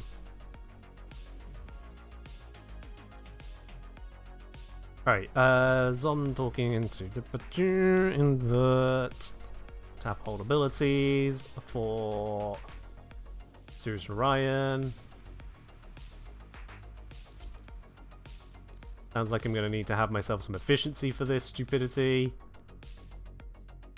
Actually, they get efficiency just on swapping, don't they? Not much, but they get some. Make it less bad here for the moment. Not like these builds are locked in, is it? I know what's been removed. You think this is officially the buggiest frame to release? That's hard to say. There's been a lot of buggy things.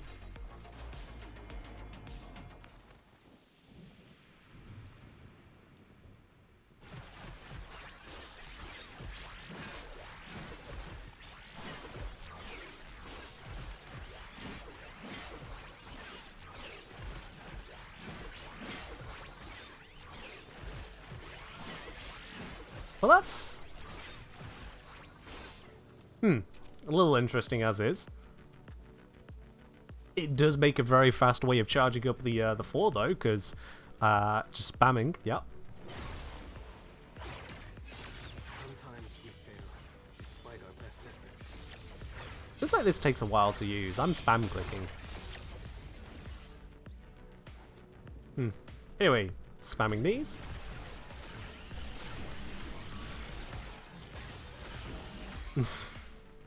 Spamming these. Oops, I've run out of energy. But I still had a couple gas left in me.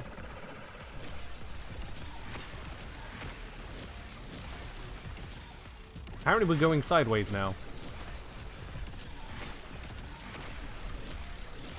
Yeah, for some reason, Orion feels the need must move slowly to the left.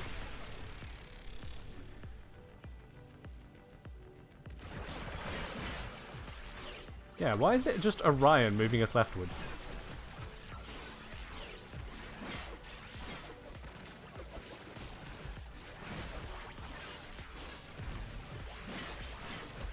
Oh, no, wait, we did slide... Oh, now we're sliding to the right. Never mind. Okay,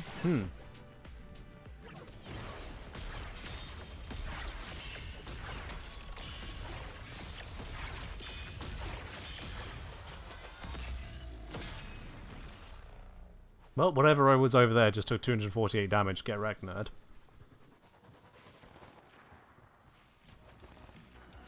That's basically what that comes down to. That is unfortunate, but we should try again. Hey guys, how we doing over here? Bonk.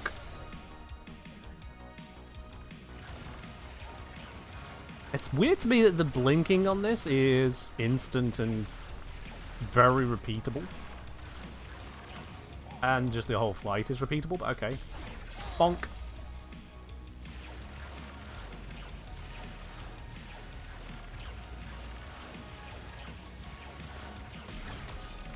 Bonk.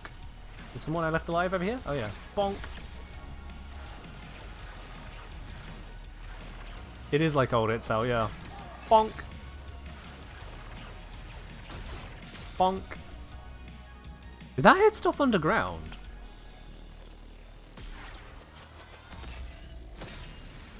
Oh, it's only hitting the crates underground, isn't it? That's what it's hitting. If I go under there, I'm just going to find a bunch of loot waiting for me.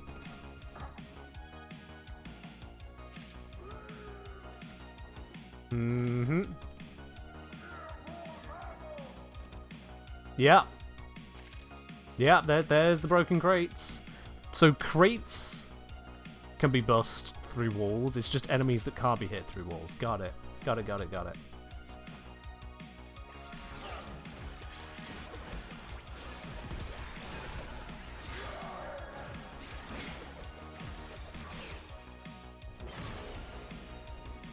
Let's just fly our way out of here, shall we?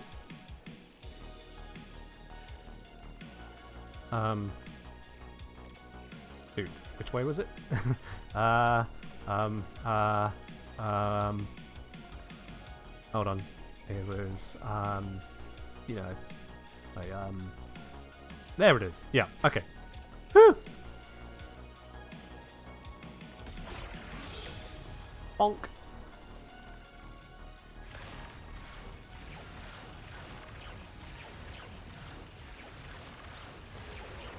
This still doesn't make them the best crate busters, in my opinion, because you'd have to continuously be popping in and out of the 4 for this. Although I suppose you can just use one charge and then uncast it. There's also that weird dash to it. But yeah, if we have a look at the time taken to do just a single crate busting zone, it is cast into 4, animate, cast, come out, which is a little awkward. It is a little awkward, considering the Zaku could just explode around themselves. Limbo, even better, can project the explosion. So Limbo might have a smaller radius, but the ability to just send it somewhere else cannot be ignored.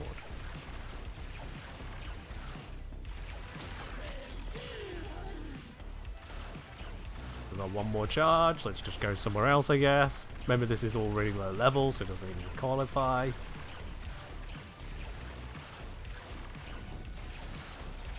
Hey guys, don't mind me, just a meteor coming through. By the way, kaboom.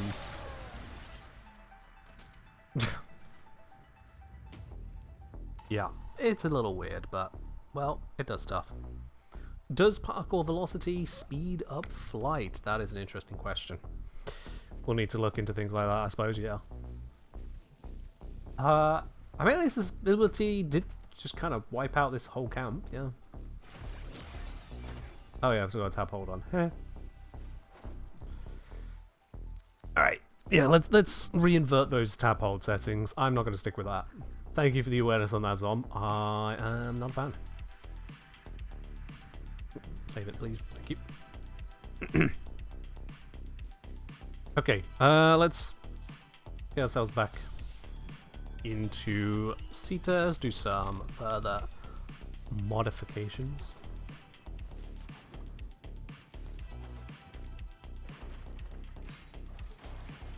But yeah, a defensive zone from Sirius here that starts at a reduced value, takes 10 seconds to get to its workable value, has a slowly growing radius, a radius that is invisible to some people based on their settings. Wow. You cannot carry over the full stats to a new location, it is a complete restart each time. I get that it's only a 50 energy ability with a base 30-second duration, but still, that feels restrictive at best. It feels restrictive at best. And for what?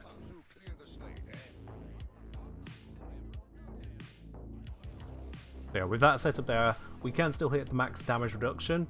It starts only 25%, so for 10 seconds you're getting much worse. But eventually you'll get there. Eventually you'll get there. And you do get a 92.95 health per second heal rate on it as well, which isn't to be ignored. That's not terrible. For example, if we compare that heal rate to what I get with Lavos. Lavos, I use the Arcane Grace for the majority of my healing on him. 2240 health times 0.06. Lavos is generating 134.4 health per second here. So Arcane Grace, with the health I have, passive 134. To Sirius applying to the entire squad. 55 at base, scaling with your strength. Kinky praise Clem. That's a bunch of strength to get there, to say you also then need to have the damage reduction kick in. Yo, Kane, thank you very much there for resubscribing with your Prime. Up onto 3 months of support there. You got that lovely silver badge next to your name now. Cheers indeed for that. Oh. Cheers indeed. From Zom saying, interestingly, I could still see others even when I couldn't see my own. What? Okay, that's weird.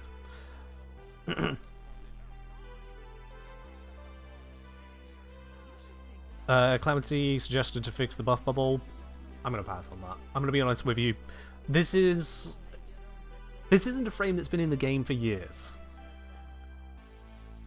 This isn't a frame that has just kind of popped out of the ancient ovens of, oops, sorry, yeah, here is something we'd worked on back in 2016. Maybe it needs a refresh. This is a brand new frame.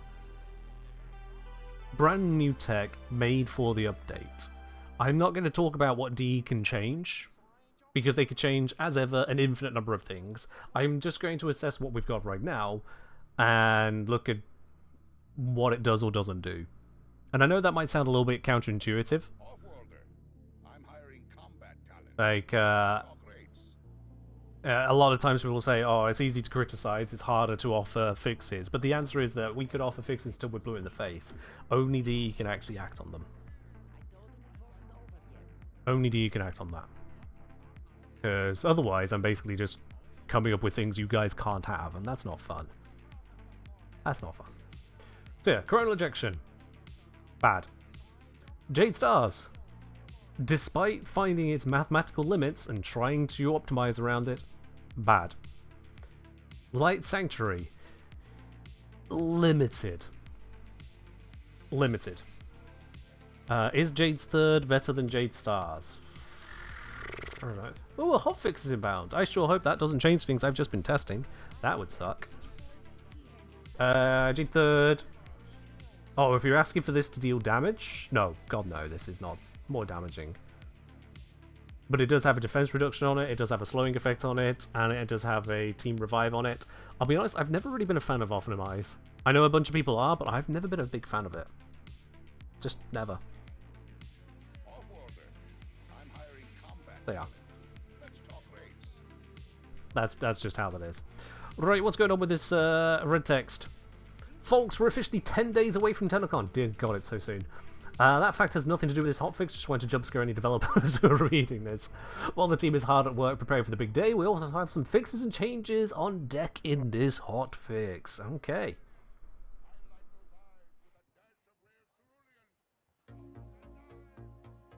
A minute is a very long time when you're waiting.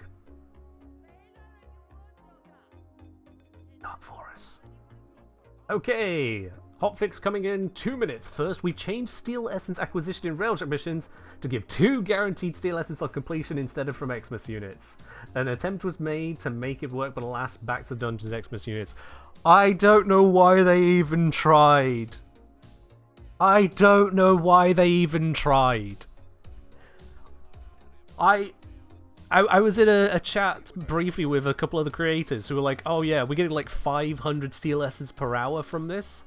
And it should stay, you know, that's fair, that's alright. I'm like, what do you mean that's fair, that's alright? That's like 5 times higher than what you can get in Star Chart missions. What do you mean that's fine and shouldn't be changed? That's it. Yeah, I calculated that if you get an Acolyte every 5 minutes, that's 12 per hour, even with a 2x booster, 2x Fisher booster, and Resource for Retriever, that's 113 Steel Essence per hour. And with their setups on Steel Path Railjack, they were getting 500 plus an hour. There's no way that was going to stay as it was. No way! Now, I will say 2 Steel Essence seems low. That swung the other way. Because, like I say there, with all the buffs, that is 113 per hour. 2 guaranteed Steel Essence on completion. Usually mission completions don't get affected by boosters, don't get affected by companions, all that stuff. So, in order to meet the 113 per hour supermax of your typical kind of Endless Fisher Star Chart experience, or even just the more like, what, 12, 24, 48 per hour of just boosted with Acolyte. To get 48 per hour from that, you need to do 24 missions per hour. You're not doing that on Railjack, let alone Steel Path Railjack. So that feels like that's going to be too low. They've just gone too far the other way. But the fact they even tried putting it on Xmas in the first place, I have to wonder, What were they thinking? What were they thinking? Okay, update coming in 1 minute. Secondly, more Sirius and Orion fixes are incoming. Jade Stars is triggered by abilities again. And chrono ejection is no longer capped at 1 heat proc. How about Jade Stars being capped at 1 heat proc? We'll see if that is in the fix. Okay, but yep, that is one of the things we tested, so already already invalidating part of this testing stream. And we are how long since they came out? Sirius and Orion release date 17th. Yep, this is nearly 2 weeks later. Yeah, they're watching stream. They probably are, but not to make these updates. They're probably watching going, oh, what's Kenjineer finding? And they're going, they hear my tone of voice and go, oh dear, oh no, oh dear, here we go again. Yeah, I do feel slightly bad at times, because I know they're watching. I mean, if you have a look at the top of the stream, you'll see that there are... The most watched clip this month of this stream was clipped by Warframe. If you step through the leaderboards to have a look at that. So we know they are watching, we know they are seeing and wondering what we're up to. And so at times I do feel bad on that, but at the same time, all of my reactions are genuine. All of my reactions are me. So, yeah. Did they make a status chance of Jade Star skill with strength in the last hotfix? Don't know, the hotfix hasn't deployed yet. You're gonna have to wait for that, Toast. Hotfixes need to happen before I can talk about them. We'll just have to see. The one before this? Oh, well, no. We just tested it earlier, so if they tried to do it, they failed. But I don't think I saw a patch note for that. Really not a time-traveling wizard? Oh. God, if I could time travel. That would be bad news, actually. Time travel sucks. Don't mess with time travel. If you ever get the ability to time travel, take that ability, shove it in a cave on some uninhabited planet at the edge of the universe, and tell no one it's there. Do not time travel. It's bad. Okay, deployment is complete, which means the patch notes should be out as well. Right, let's go ahead and get the update sorted and just have a look at all that, shall we? Let's just get that back. How do I feel about new arcanes? Still working my way through it, I'll be honest with you, Toast. Still working my way through it. There's a lot in this update, and I've lost a chunk of time, unfortunately, with the update, with the heat wave in the UK. I don't have proper AC. Welcome to the UK rentals. So unfortunately, I've lost a chunk of time, and then just still working my way through everything else. But it's fine, we'll get there. Wow, 2 messages back to back from people. One saying sculpt the goat, other saying sculpt fills air. The duality of man. Alright, checking for content, downloaded, bop bop bop. And as we know, duality is a shitty augment. Excuse me. I love the people that were telling me in the YouTube comments on the Equinox video how duality is actually great, duality is good for this, duality is good for that. I'm like, did you miss the bit where I tested it with multiple weapons and multiple missions and multiple situations and it sucked? And then I had to create very specific scenarios for it to not suck? Or are we just wedded to the idea of something working? Because it didn't.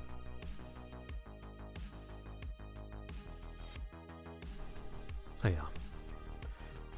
From Max, speaking of new arcanes, apparently compression on the Vectis uses the embed radius instead of the explosion radius. Oh, so much about the Vectis uses the wrong stats at different points. It is actually painful. I only covered what I could cover in the Vectis video. I'm sure there's more bits like that that I just didn't even touch on. It is wild. Okay. Warframe hath loaded back up. Wait for it to recognize it. There it is. Wonderful. But we should probably have those patch notes. Let's grab those PC update notes. Bubbly bubbly bop. Hard fix. Why is it in light mode? It shouldn't. Whatever. Light mode it is then. Jack can suffer. Let's have a look at the hotfix, shall we? With the main screen. Right then. I warned you, it's in light mode. So, Steel Essence acquisition in Railjack. Steel Path missions now award 2 Steel Essence upon mission completion. It's been removed from the Xmas drop tables. DE state, with the introduction of Steel Path Railjack, we added Steel Essence to the Xmas drop tables since Acolytes cannot reliably spawn in Railjack missions. This system unfortunately did not meet our goals. Space-only casual Railjack missions saw little in terms of Steel Essence acquisition, while savvy players were able to acquire significant amounts of Steel Essence in endless Railjack missions with the right amplified setup. Our aim is to serve all Railjack players, so we're changing our approach with this hotfix. I'm going to be quite honest with you, chat. I'm going to be very honest with you. What did they think was going to happen? If we are very, very honest with ourselves and everything else about this, what did they think was going to happen by making Steel Essence drop from Xmas units in a mode which only really has Xmas units spawning in numbers in the endless section of barely even Railjack missions? I genuinely don't know what they thought was going to happen with that. The fact that some people were able to produce hundreds of Steel Essence per hour just really drives home that that was well outside of the original expectations. And 2 Steel Essence per mission completely dunks on that. I'll have to test to see if that Steel Essence is modified by any kind of boosters. If it's not, then that has just completely dumpstered Steel Essence from Steel Path Railjack. Hell, even if it is affected by boosters, if you can use a resource booster, and you're not going to get an Endless Fisher booster in time to matter, so all you can get is a resource booster, there's no way a companion's resourceful retriever is going to apply, but let's imagine it did. You can get 2, multiplied by 2, multiplied by 1.18, an average of 4.72 per mission if all possible boosters apply. There's no way that you can complete those missions as quickly as Acolyte spawn in normal missions. And Acolyte spawn give you 2. So yeah, that doesn't seem like the right response. I don't know why they've gone for that. Nothing requires them to go for 2. That's just not the choice. What else have they changed? Fix Sirius and Orion's attacks no longer triggering Jade Stars. Hilarious. That means we can test that in a moment then. Fix Combat Discipline not triggering when equipped on Sirius. Go figure. Fix Sirius Corral Ejection only dealing 1 heat status effect, regardless of the status chance. Cool. We'll test and see. Have they done the fix for the Jade Stars as well? Who's to know? Fixed Obex Incarnate Rapid Conclusion Evolution, treating Mercy and Finisher kills separately, causing stacks to reset from eligible kills. Wow, that's a fun one. Well, good they fixed that. Fixed enemies flying out of the map in Arcwing interception missions, causing players to not be able to complete the mission. I heard about this. Sucks for the people it happened to, but yeah. I never experienced that myself, but yeah, good that's fixed. PC exclusive changes. What? Improved handling of shader corruption. Improved defenses against drawing of broken shaders. Fix the launcher's mute button not saving preferences. Okay, fair enough. That's why the PC exclusive. Fair enough. Yeah. Yeah, Dumpathy, that's not new. The virus thingy with liches is if you have a Coda lich active. Because they are a virus. Fixes. Fix the wallbound director not doing any damage in the Google Witch mission. Fair enough. Fix cases of our Railjacks not being at full health. Okay. Fix the Scoria's Angel mission being progression stopped if players enter the Ramsled with a dead squad mate. Weird. Fix clients rejoining into space if host migration occurred right after boarding. Fix script error, and script error. Okay, fair enough. Not much in that hotfix, but that's fine. The main thing is this huge nerf to Steel Essence, and then yeah, we've got this fix. This fix. The rest is not relevant to me right now. But yeah, the rates of Steel Essence that were coming from the setup was honestly ridiculous, and I was expecting them to remove that. Fully expected that, and that makes sense. The drop rate was far too high, and not only was it far too high, there was no solution based on drop rate that could be fixed. I want to be very clear on this, chat. It's not a case of, oh, just make the drop rates lower. Xmas spawn rates are not consistent. You can't just play your average Steel Path Railjack mission and have an average amount of Xmas units. The way they spawn is that they increase in frequency over time in endless missions, and your endless missions, your survivals, your defenses, but most of the survivals, you spend more time facing ground-based enemies. Versus, say, if you're doing the Grineer missions, you're most of the time in space or rushing through a boarding objective.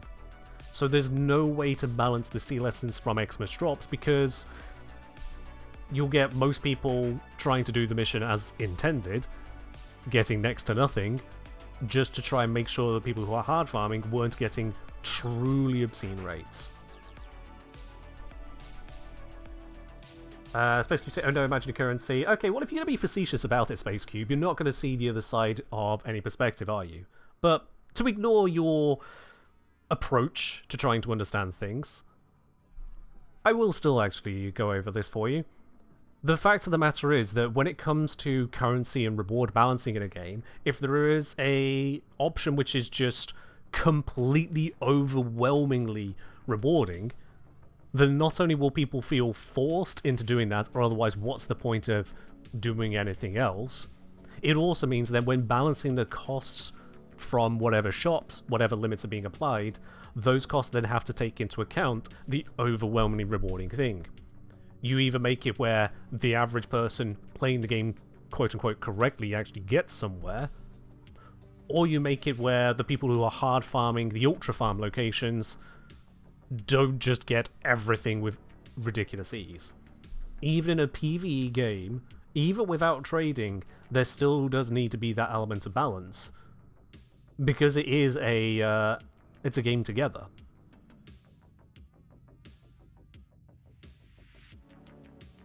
That said, dropping a Steel Essence of just 2 per mission, the same drop you'd get from an Acolyte with 0 bonuses, that's too low.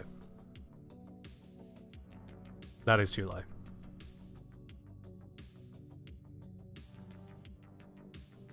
Yeah, Teshin Shop is limited on relic packs, and it was limited because people could farm a lot of Steel Essence ahead of time, and he didn't really like that approach to it. Oh, that's the last for Hydrate. But still, this is quite the change. Cat Keyboard asking, didn't quite understand what they said. Does that mean they still want to introduce Acolytes? Let's see, what was the way they put it? Yeah, so since Acolytes cannot reliably spawn in Railjack missions, so they've looked at the tech, they couldn't get them to reliably spawn. This doesn't indicate whether they are intending to add them in or not. I think they won't, because of the amount of time spent in unusual locations. I don't think Acolytes would be easy for them to make work. And I'm fine with Acolytes not really being the focus. Let's face it, the Acolytes are kind of shoehorned in as it is. They still, to this day, don't even have actual voice lines. Sorry, this is an English-only channel. We can't moderate other languages. If you're happy to resend your message in English, JBXL, I'll be happy to respond. But I literally have no idea what you just said there, and so we can't moderate it. But yeah, Acolytes still do not have proper voice lines. Or text lines even. Their text lines reference an event that happened before I started playing the game properly. Like, what? It's just, they don't even speak, they just kind of hiss at you. Just change the text lines. So if they can't get to that, adding Acolytes to Railjack's not going to happen. It's just not. So, yeah. That's the patch, I guess. That's that hotfix. I know there's going to be people very upset about that, but if you expected 500 Steel Essence per hour to stick around, you weren't paying attention. But let's see, I've got boosters active at the moment, so let's just have a quick run through of a mission, just a Steel Path mission, and see what the return is on that. They might yet address it again. They might see the responses and go, oops, yep, we went too far, so let's give them the feedback. Let's test it, see what we think of it. I might have choice words for it, I might not. We'll see very shortly. I'm going to bring Eevee as well, because Eevee might even proc on the Resource Retriever. I doubt it. What level skin is that? That's just Levels Prime, right? Yeah, that's just Lavos Prime. That's just ya boy being amazing.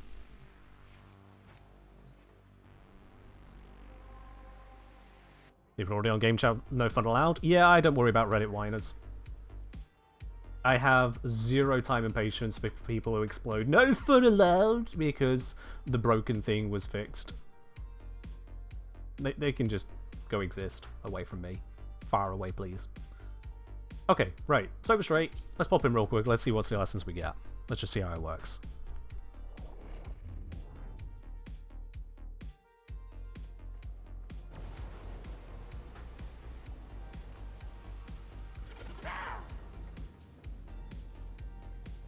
Well, thank you very much, Kat, as I load in for the energy charm. If you ever wondered if having a no energy frame could prevent you getting the energy ability thing, it happens. It still happens. Enemy fighters have been scrambled. Alright, the reason I've chosen this mission is there's no boarding objective, so it should be as quick as possible to do. My crew should be on their guns, yep.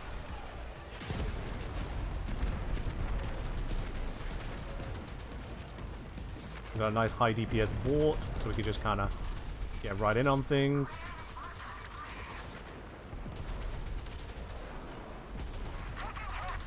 I've got that tracking perk, so I can just lock onto everything. It's beautifully strong. Has the railjet build changed because of new Mark IV weapons? I still need to thoroughly investigate them, because it's not just Mark IV weapons, it's also new enemies. Well, new enemy levels, so I'll have to get back to you on that, sorry. More testing required. Alert. Enemy cruise ship on scope. I only just completed Steel Path Railjack on stream, last stream. Also, fun fact, y'all. Fun fact. Have you ever come across people complaining about one-shotting cruise ships? Or talking about how, you know, they need, need you to switch defender, you to switch defender. How many hit points has it got left? It's a bit low. Ever come across people saying they couldn't one-shot this after the engine was taken out? Yeah, so I figured out what's going on with that. But first, let me just shoot it. And you can see at the moment, it's lost an engine, it's lost a lot of hit points, but mostly it's lost an engine. Oh wait, no, it just gained the engine back. Didn't one-shot it. It didn't one-shot it.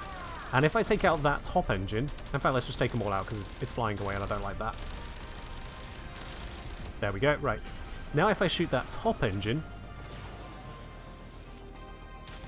0 damage at all. I have finally figured out what was going wrong for people. And it is multi-part, but... yeah, easy enough to answer. Let's just get some new dome charges. I was going to fix the hull, but unfortunately... we got breached before I could do it. So here's what happened. Or happens. Number one. You've got people who are aiming for this engine, thinking it is a weak spot. When the engine is popped, and this applies to all the engines, when the engine is popped, they cease to be a weak spot to the same amount. It does actually reduce the damage they take. My incredulity is just that until now, the highest level these ships went up to was 46 in a Void Storm. And down at this level, they'll be level 4. So the hit points of them will be so low that if you hit the side nacelle, which is what I've been saying for years, hit the nacelle, not the fuselage, their hit points will be low enough that you just kill them anyway. Engine popped or not. But at the very top end of Void Storms, or... if you hit the top engine when it's popped, that was leading to people not one-shotting. Because the top engine would go from being a weak spot to being no damage whatsoever, whereas the side engines would still take damage. That was the issue. The number of people that thought, and fairly so, you know, it looks like a big old shoot me here target. It looks like it. But yeah, that was never the correct spot to shoot at. It was never what I was advising. But now we're into Steel Path. We're now also encountering that the hit points are that much higher that where you hit in general matters, and your modding can slightly matter.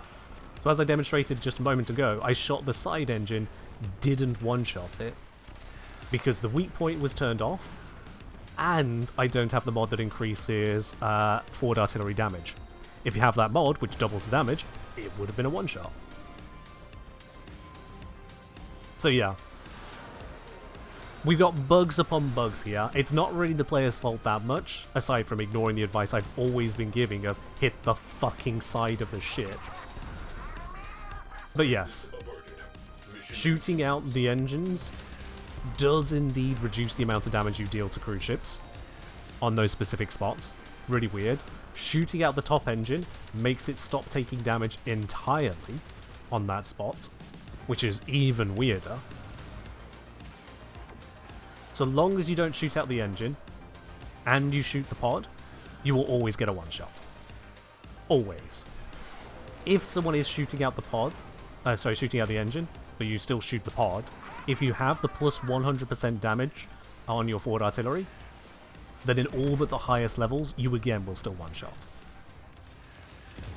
It has taken me a while to figure out what people were doing wrong and what could contribute to that doing it wrong. I finally figured it all out. Took a lot. To indicate just how much of a lot it took, when I tested this on a Void Storm, level 42 Void Storm, I one-shot the cruise ship, even with the engine blown out. But when someone else did a Void Storm and they had a level 46 cruise ship spawn, it didn't one-shot. That's how narrow the threshold is. And that, by the way, that's a Veil Void Storm. That's the highest it goes until Steel Path. This is why it was so hard to recreate, because it required the most difficult circumstances until this update. And it required you to otherwise be playing the game wrong. Whilst encountering a bug. Whilst not modding for extra damage. And the final nail in the coffin for y'all, chat. Something I didn't even know until this update. If your ship is on the catastrophic failure timer, if you are about to basically die and lose the mission entirely, your damage gets reduced again. I didn't even realize this until this update, because, well, we didn't use the turrets and the main gun was killing everything. But yeah, if your ship is on functionally 0 hit points, the main gun, the artillery, also does reduce damage again, on top of any other modifiers that might be applying. So all of those combined can make it where you just deal very little damage whatsoever. Down to as much as 0 damage if you're just doing it completely wrong. Finally figured it out. Yo!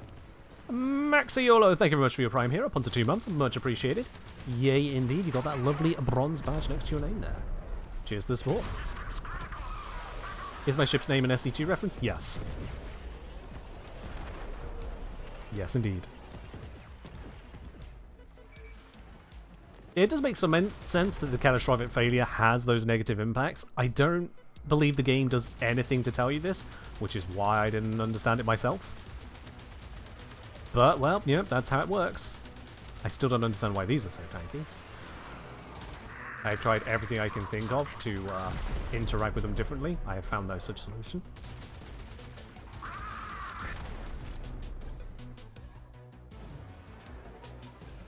Alright. So to demonstrate the simplicity of just firing at the cruise ship correctly, we're just gonna stun them. You have to shoot the bombs from the back? Yeah, we've been doing that as well, Nero, and it didn't do much of anything. Occasionally it would deal more damage, but not much. And there we go, one shot. Easy peasy. Scratch one cruise ship.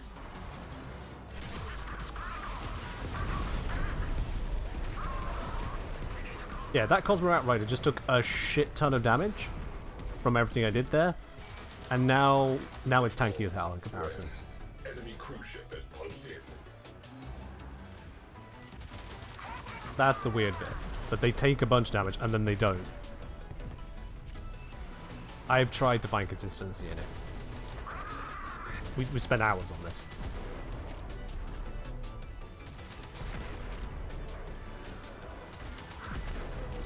Recommend pulsar turrets. Puncture's most OP status in this game mode. Gonna have to look into that. The status types and turrets and whatnot didn't really matter, and D did then overhaul status types. So I do need to still look into that.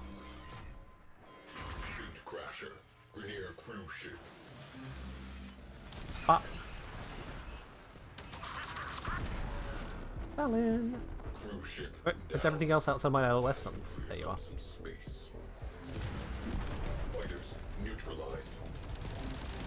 Nope, fighters are dealt with now, that's cool. Just need to deal with things like you. Oh, I had a dome charges again. Ploop. Spent 40 minutes doing one skirmish mission. Fair enough, I've been dicking around on this one, so this won't be a accurate measure as to how long it takes. Ooh, we need to recharge hit points quickly. There we go, thank you for that.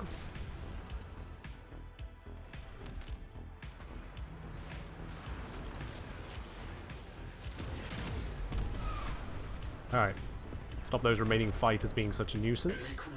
Gaining a bunch of shields from those kills, which is nice.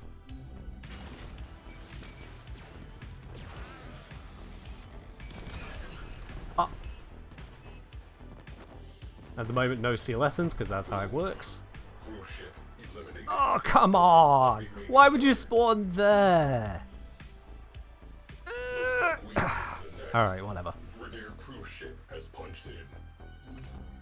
And they're behind an asteroid, whatever.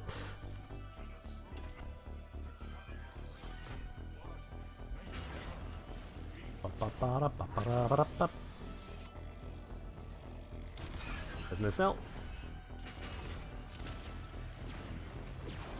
No going behind the rock for you. Oops, I couldn't see through the explosions. I hit the front of it. My bad. There we go. What do you mean cheap shot didn't trigger on a single one of those? That is rough. It feels like cheap shot is triggering less often on Seal Path, not gonna lie. This is purely anecdotal, but it does feel like it triggers less often on Seal Path. I don't know what's up with that. Actually, I've only done Seal Path since the update, so maybe it's just an update thing. But I have been recharging my artillery a lot more.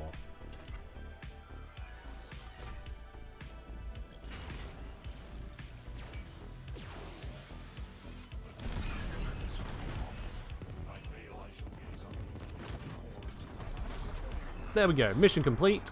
2 steel essence gained. Is it modified by boosters? No. Oh dear god. Oh dear. Oh dear. I screwed around, it still only took 12 minutes, but still. Oh dear.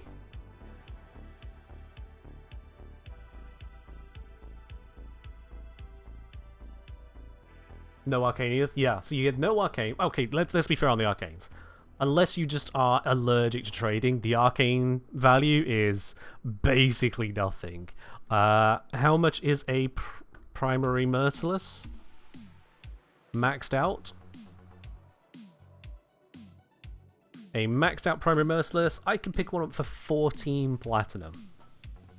Which makes it 0.6 plat per arcane. So, you know, that's not really that bad, yeah. But, still. Arcade's nice for dissolving? Okay, true, there is that. Yeah, you do get the Vosper from it, yeah. 12 minutes is 2 steel essence. I was dicking around Hatari. Let's not use it as a measure. But this is still the fastest mission one can do. If I do this properly. Fuck it. You know, y'all are going to complain until I give you a proper time. Every single one of you who mentions the time or thinks about the time here, understand we're now wasting these next 10 minutes because of you. This is your fault.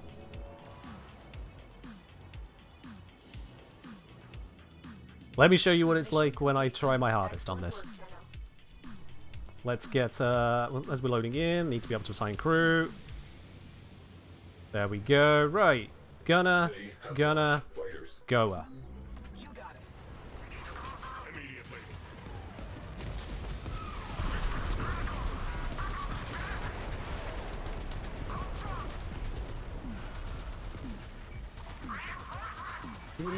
No, still not a fan of this gun. it may be high DPS, but the aiming is a little bit worse on it. The lock-on doesn't always work. Oh, that's one of those Outriders.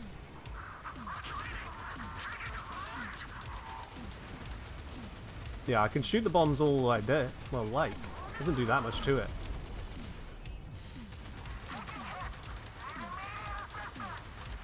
No, these things are just unreasonably tanky. There we go. Abilities cut through them.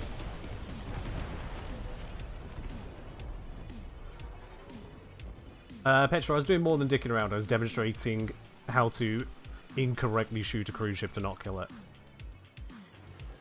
Thank you, Neuro. Yes, I've had basically no time to change my setup since your original suggestion. You don't need to keep reminding me of your suggestion. Thank you. I'm very aware that you have a preferred turret. You don't need to marry it.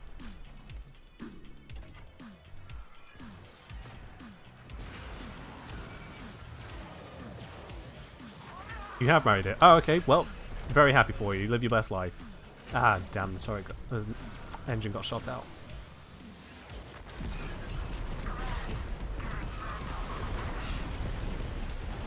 We have one less cruise ship to be concerned with.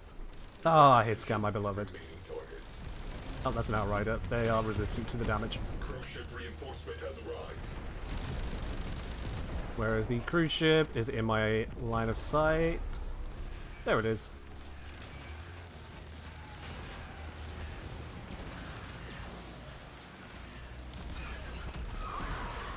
Is Missile Swarm good in Steel Path Railjack? You find it underwhelming?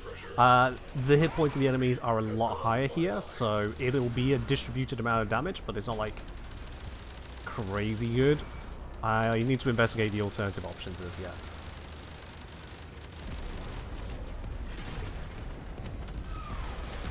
Yeah, it's just going to die from abilities. That'll work. Okay, cool. Detected. Single-person attack craft. Prepare to engage. Slide us over here, get the new angle for everything. Go, let's also stun the cruise ship. Beautiful. Might as well add on boosted turret damage for a moment.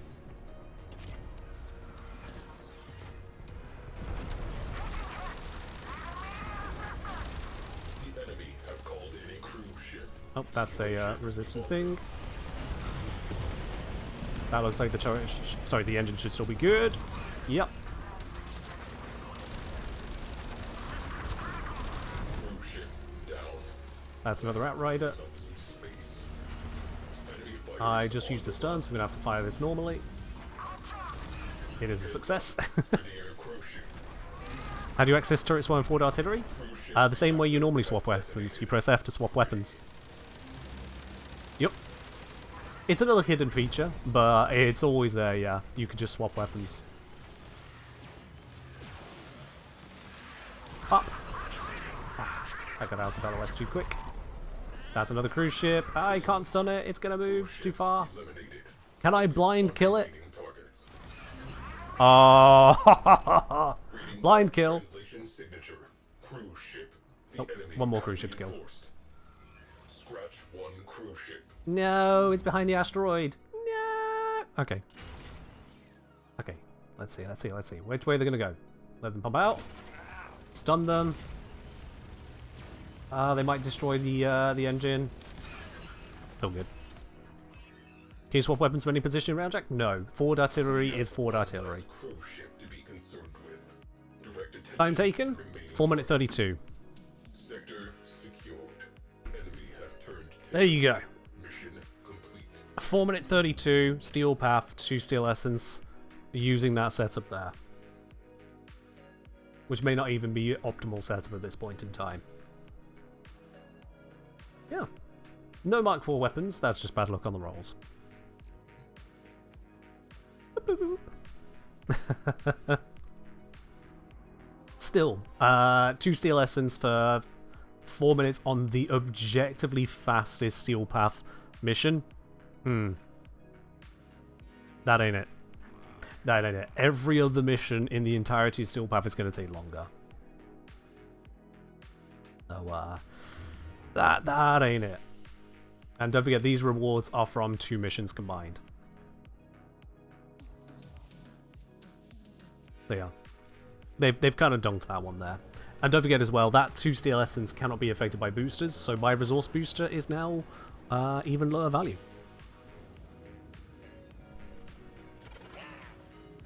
Dumb that the easiest one gives the same as the hardest mission. I mean, that's just all steel path, cat keyboard. That is all steel path. If you fight an acolyte on Earth, or you fight an acolyte on level cap conjunction survival, you'll still get 2 base drop. That's just normal. Did I get a trophy for Steel Path Railjack? Yes! Here it is.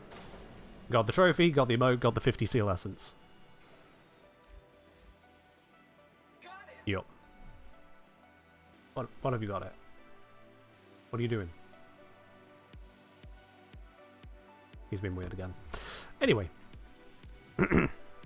So yes, D have implemented a change already to the Steel Essence from Steel Path Railjack.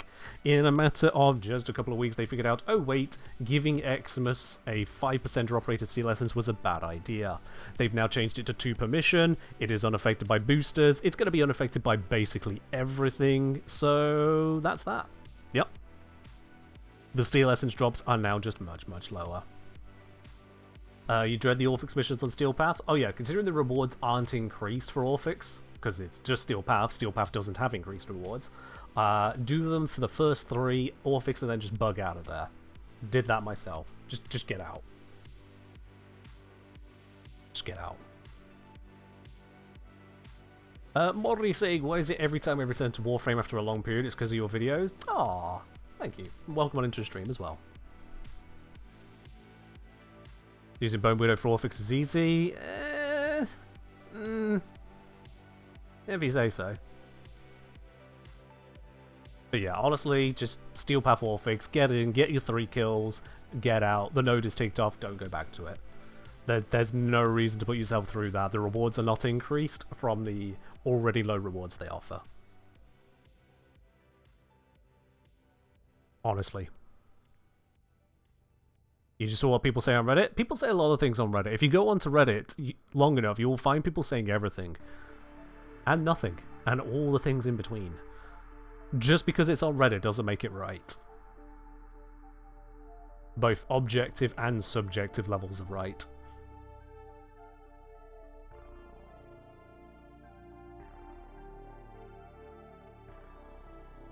Nope. Thanks Discord mods for catching that one. God, we do love spam bots on the Discord, don't we? Yeah, Admin, take a look around. Everything you think of surely can be found. That includes the bull. Alright, that's enough of the Railjack stuff. We've seen the hotfix there. Steel Essence is now in the absolute bin. At least as far as Steel Path Railjack is concerned. Maybe they'll address it again in future. Maybe they'll make it 2 on Earth and 3 on Venus and 4 on Saturn and 5 on Neptune and 6 on Pluto and 7 on the Veil. And to be honest, if that's what they did, I think that would be a relative compromise. If you got 7 Steel Essence per mission you complete in Veil Proxima, I think most people would be okay with that. Okay, I say most people. I feel like most people who didn't intend to farm the absolute hell out of endless missions would be okay with that. But aside from that, Cheers, Ackerboy.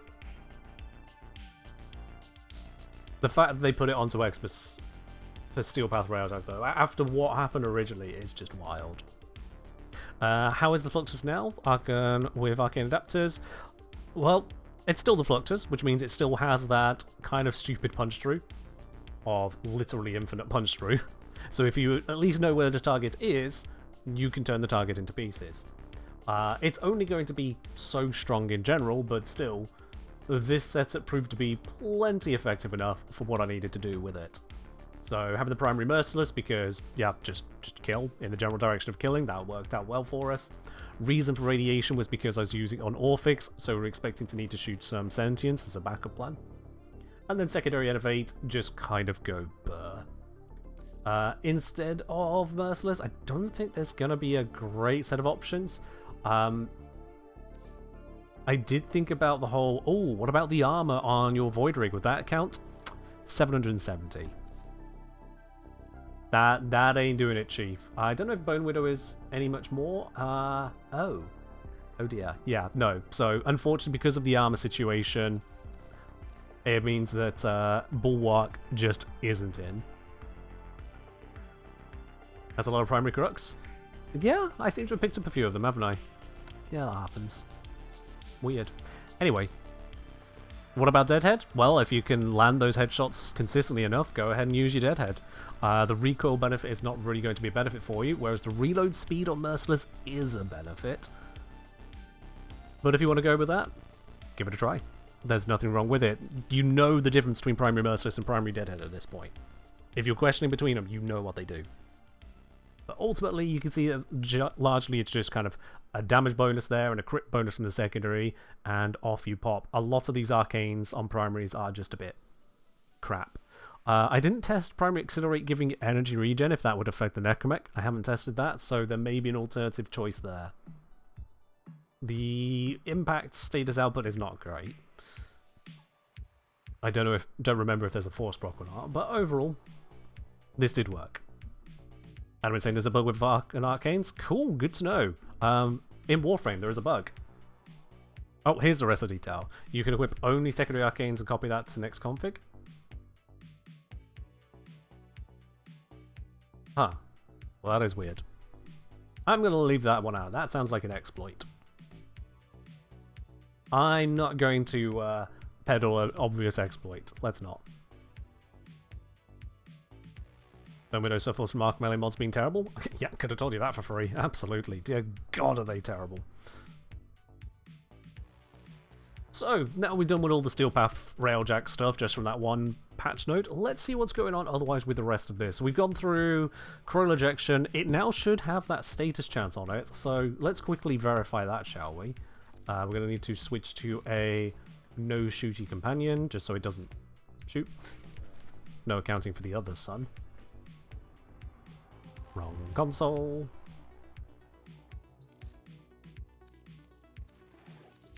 The multitude of creatures you have immortalized would cry out in thanks. With all the new weapons and things, can I recommend some fun and melee and secondary weapons? Check out the Incarnans. Straight up. If in doubt, check out the Incarnans. That should be your first port of call for, hey, what weapon should I invest in? Primary, secondary, or melee? Check those out. Otherwise, check out the weapons I've done guides on my channel. !catalog for an easy link to my website, which covers them far better than YouTube search ever would. What if you don't like Incarnants? Then your next best set of options are largely going to be Code weapons, Tenet weapons, Kuva weapons, you know, the good old adversary stuff. Or refining your search down from fun and into what you actually enjoy so we can figure it out. Because, yeah, if you ask me for what's a fun weapon, I'm going to answer you with what I consider fun, not what you consider fun.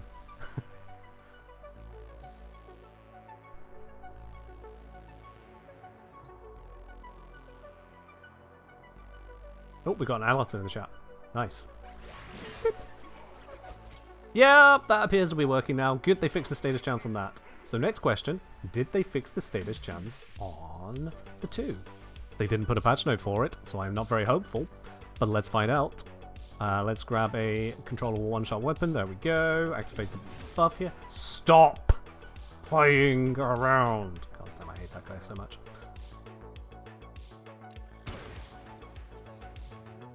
Oh, yes! We are seeing a bunch of procs. Now, was that because of Punch Drew? Nope. Nope, we are seeing a variety of procs there. Oh, okay, they didn't patch note it, but it looks like they might have actually fixed both at the same time.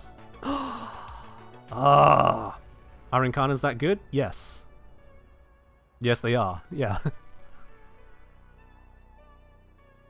Like, the Incarnan primary I just covered is a sniper rifle that turns into an exploding sniper rifle with cryogenic output through forced cold procs.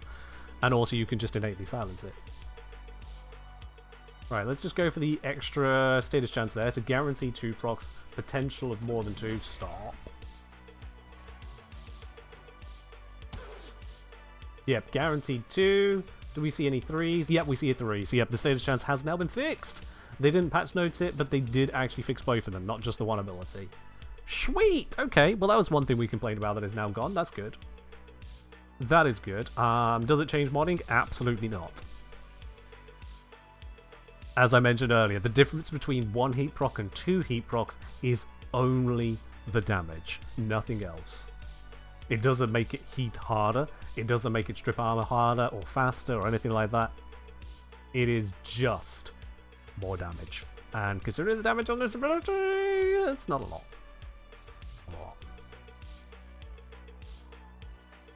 Okay.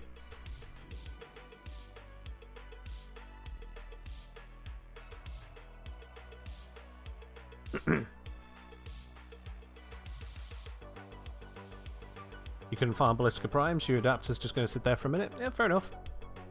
I mean, if it's the weapon you need, then let's see, Ballistica Prime set. Okay, that's not the cheapest. It's currently going at like 135 to 140 platinum on the market. So it's tradable. It's not the cheapest, but it is tradable. They changed age stats from 30 to 100% 2 hotfixes ago. That they did, but it was just moments ago, literally earlier this stream, that they changed it from 100% flat to actually using strength like the ability card said it would. You're on Switch? You can trade with other people still. Yeah, platinum though. The plat trade might be more problematic, but you can still trade with people.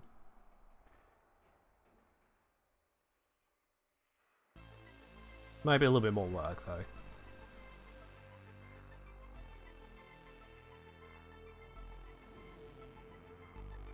This used to be cheaper? Of course it used to be cheaper, yeah. If I have a look at the prices here, and I go all the way back to April, it was averaging 90 platinum, 80 to 90.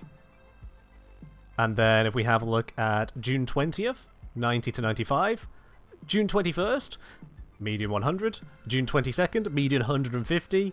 June 23rd, median 175. And now it's coming down a little bit from that hype peak. Especially as it's no longer accessible for the next 2 months. The Incarnate, that is. Yeah. You're saying you can kill with Sirius first and second combined now. Pretty fast too when there are more enemies. Oh, this will be fun to prove. Let's have a look into that then. I'm going to try with overextended first because more range better than that little bit of extra strength, I think. But let's find out. Ryan, please, just fucking stop. I don't even know how you're shooting them like that from back there. How? Okay, yeah, there's a little bit of clearance. Please. Sit.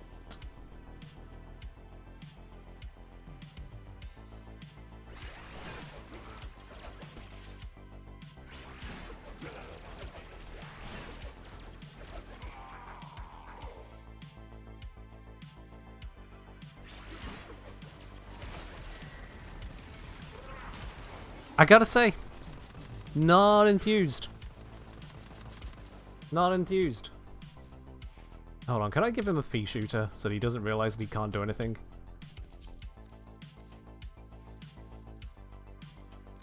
Spend the Templar on this, I don't care. There we go. Right. What if we take off that then? Give it the more strength instead of the more range. Bop.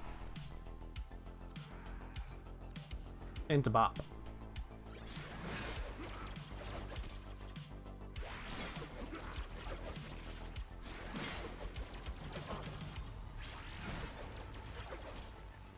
Oh boy.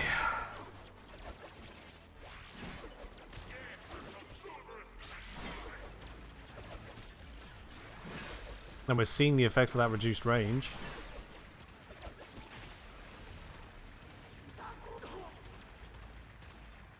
Yeah. Okay.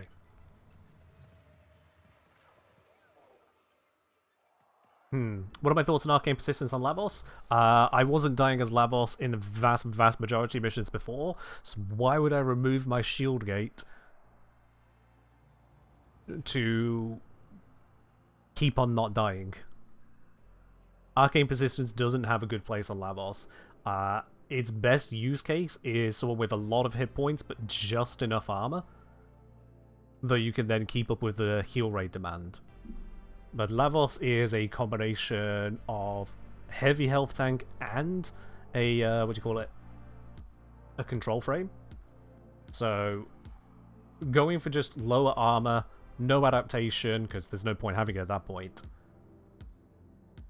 to survive the one-shots that basically didn't happen? It's not great.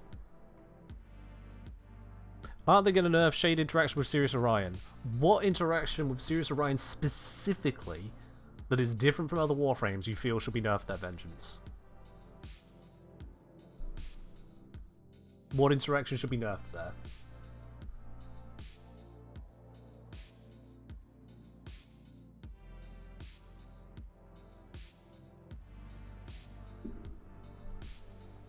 Crepuscular buffs 4? Yeah, that's not new. Yeah. That affects a bunch of other stuff as well that just happens to have crit scaling.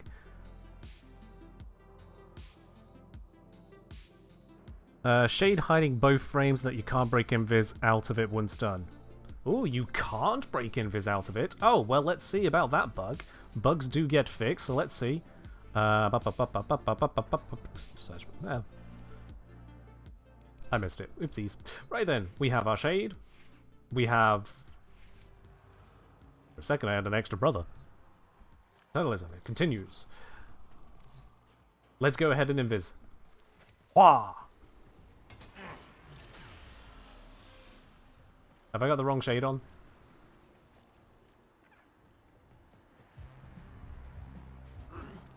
Hello, sir? I might have the wrong shade on. Hold on. I didn't check its modding.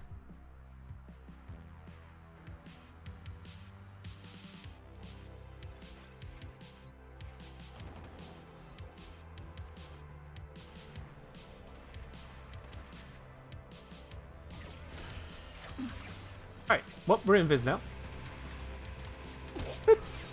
Ooh. Okay. Okay. When switching to Celestial Clash, need a Constellation Star. Game, what do you think I have? Oh, the UI just hadn't updated to restarting. Whatever.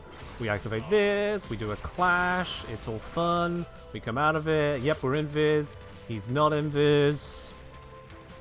Switched frame. So now he's invis and I'm not. Can I become invis? Can I become invis? Can I become invis? Nope. Okay. That doesn't look like a benefit to me. Switch again. Now we're invis again. That's cool.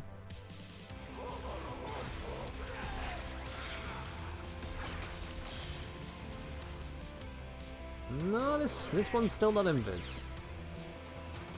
Alright.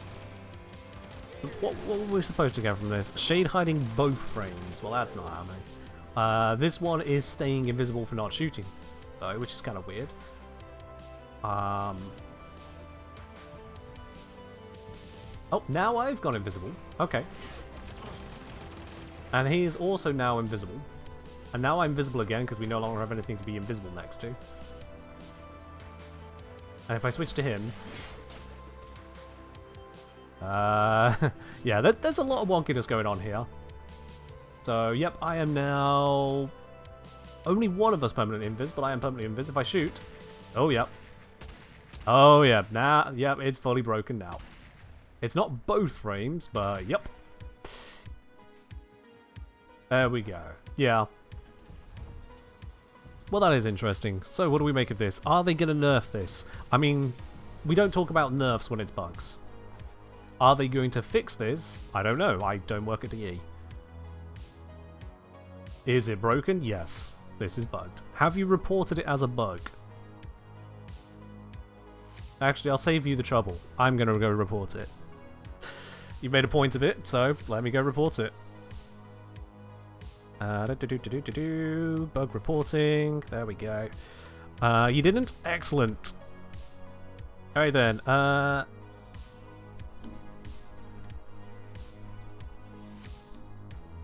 using shade on Sirius and Orion can cause the invisibility to apply or not apply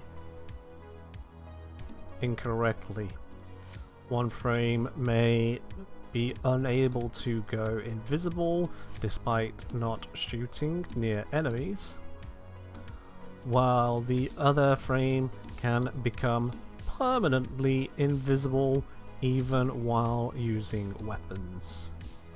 The interaction overall is inconsistent, but quickly recreated. There we go. Bug submitted. Alright. That's going to be another one where the devs are going, oh great, why do we make this 2 characters with 1 companion? Because, see, he doesn't have a companion at the moment. Just 1 companion, 2 brothers. Yeah.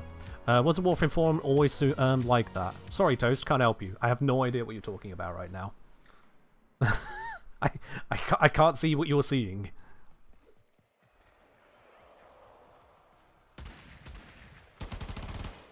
If I go near some enemies, will this re-break it? Nope, nope. Okay, that's... And if I switch arenas? Get some distance? Cause a cold reset of triggers? Get up close again? And then switch? And now I can make this one visible. And then I pull distance. And then I pull in close. We go invisible. I switch to this one.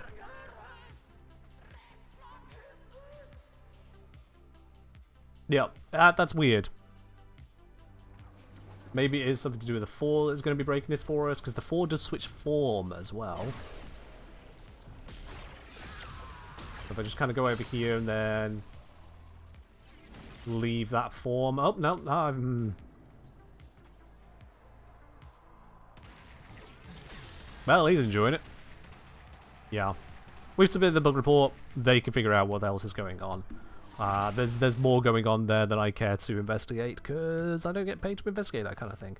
Very simply put. I can't see the code. Vigilant saying, I saw people talking about this interaction, and that DE pointed out it isn't supposed to work like that. When you say you saw DE pointed out, when or where did you see DE pointed out? Because, like, if they're already made aware of it, but it sounds like you have their answer to it as well.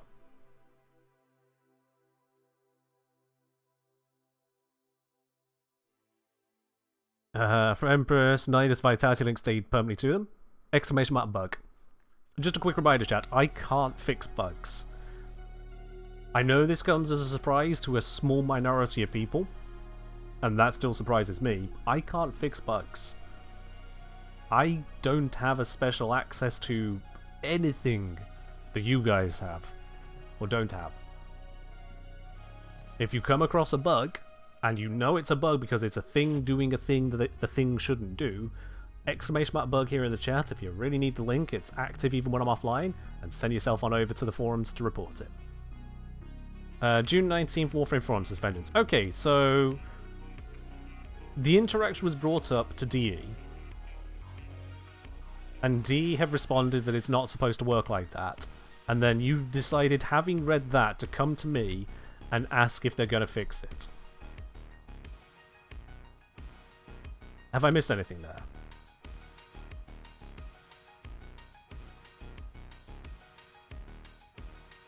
Just so I understand.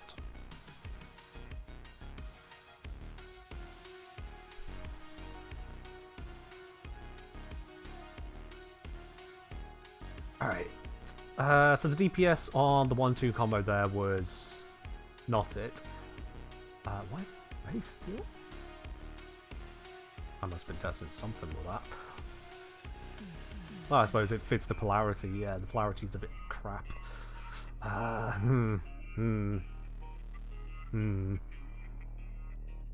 Is there any DE stream that handles bugs live? No. At most, you'll get the dev shorts, whereupon bugs happen sometimes on dev shorts, and they go, oops, yeah, let's just pass that over to the team, and then they move on. They don't do bug fixing live. Ah, okay, thanks, mate. Okay. Glad I could help? I think I helped. I think. Right. Yeah, there has been some crazy interactions going on with the game. It's Bugframe. We've called it Bugframe for years and years and years. It was called Bugframe when I started playing the game, and it is still Bugframe. If you ever think that Bugframe is not going to ship with bugs, or introduce new bugs somewhere somehow, I don't know what to tell you. Maybe I have a bridge to sell you. But it does mean that bugginess will occur all over the place. Let's not forget the Arsenal bug. And I'm told this is an Arsenal bug. I actually don't care to find out any further because it doesn't affect my life. But it is interesting enough to note that on this, Vector set to... Yep, it's still set to status perk at the moment. You'll notice here we have... Let's go with... Let's go with this one. Here we are. So you'll notice we have 125% status on the damage and 125% status on the radial attack. Everyone can see that. No concerns, no questions on that. Good. Okay, cool. Moving on. Now when I swap in this mod here, that stays 125. This drops down to 66.6.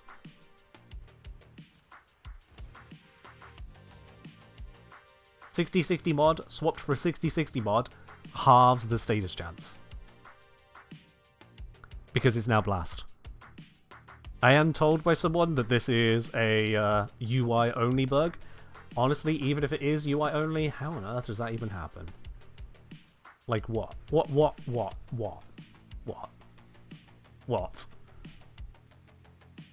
Turning me obscenely working class British at that point. What, mate? So yeah, bugs abound and we will never truly understand them. All you can do is report them and hope they get fixed. Seems isolated to Blast. It is. She's definitely getting sniped by something in the code. That's how bugs happen, yes. Very much Twilight Researcher. You are 100% on the point there. You picked up all the pieces. Congratulations. It is indeed a code bug about Blast. Yeah. Bug report Exodus units in Railjack not dropping steel essence. Oof. Okay, that's just mean, Anton. That's just mean. I see the end of your message. It's still mean. Right. With Light Sanctuary being a little bit pathetic, and the best of Sirius's abilities, arguably on this, but it's mostly that. I'm not feeling particularly great on that. Not feeling particularly great. And then Celestial Clash is Celestial Clash on both frames. Fun fact, by the way, for those of you who didn't notice, when you subsume an ability on Sirius Orion, it is different to Equinox. When you subsume on Equinox, let me just grab... There you are. When you subsume on Equinox, like I've got Vile Rush on this one here, it subsumes the whole ability, and each of these abilities, oh, not the first one, each of the three abilities are a 2-type ability. So Mend and Maim is one ability, it changes its nature based on your form. Sirius and Orion is different. They each have 4 abilities, they are separate entirely. It's just that when you switch form, the 4th ability happens to be the same type of ability. They are both called Celestial Clash, but they are separate. And the reason that is important is that when you subsume onto Sirius and Orion, you remove one ability, like with just normal subsuming. So if you remove Celestial Clash on Sirius, Orion still has Celestial Clash. Celestial Clash, by the most weird of circumstances, is the subsume slot because you have 2 copies of it. You have 2 copies. So I could put whatever I want on there. Let's go with Raw. Let's just be absolutely bottom basic daft about it. There we go. Apply this to config A. Job done.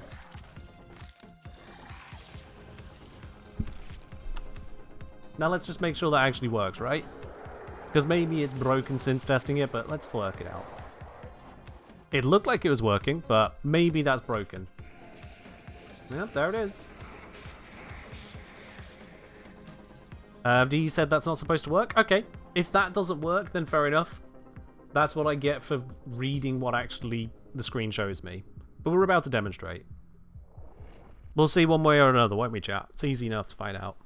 Wiki says it shouldn't work. The wiki can say a million things. I'm just in the middle of testing it, gamer. I don't care. And Celestial Clash subsumed. Never mind then, chat. I take it back. Yep. Ah, that's fucked. Oh well. And this is why we test things. Welcome to live streams, we test.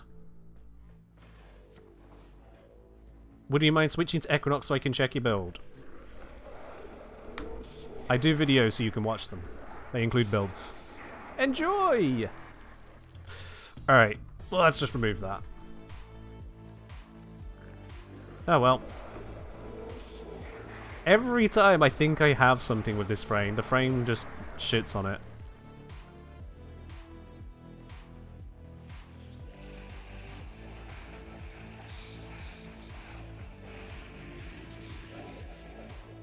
God damn. Okay. So, yeah, the entirety of Sirius is useless to me then. What's this subsume? I forgot. Was it Jade Stars? Yeah. Yeah, their worst ability. Or you can get Astral Shell? Oh yeah, Jade Stars and Astral Shell. Okay. That's cool then.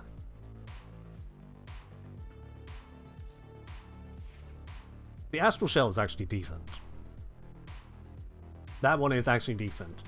But yeah, so Sirius has bad heat generation, but also pulls in pickups in a line. So you basically get Greedy Pull, the ability. As opposed to Greedy Pull, which is an ability. Whatever. Jade Stars, the flashy abandonment of opportunity. We have Light Sanctuary, the please wait 10 seconds for your ability to turn on. 75% damage reduction within a zone. Also make sure you don't have your graphics set to low, because otherwise you'll never see where it is. Yeah. And then the ability that both brothers have, so Sirius is no longer important. Oh my god. Meanwhile, we have Gravitic Slash, which is Tharos Strike but worse. 20% strength? Oh, did I take Blind Range off at the moment? Yes. There we go. That's why you couldn't see the 3? Yep. It is, it's something I learned on stream here today. It is the particle settings. If you have your particle system quality set to low, you cannot see your cast of Light Sanctuary. You just can't. Yeah, you just can't.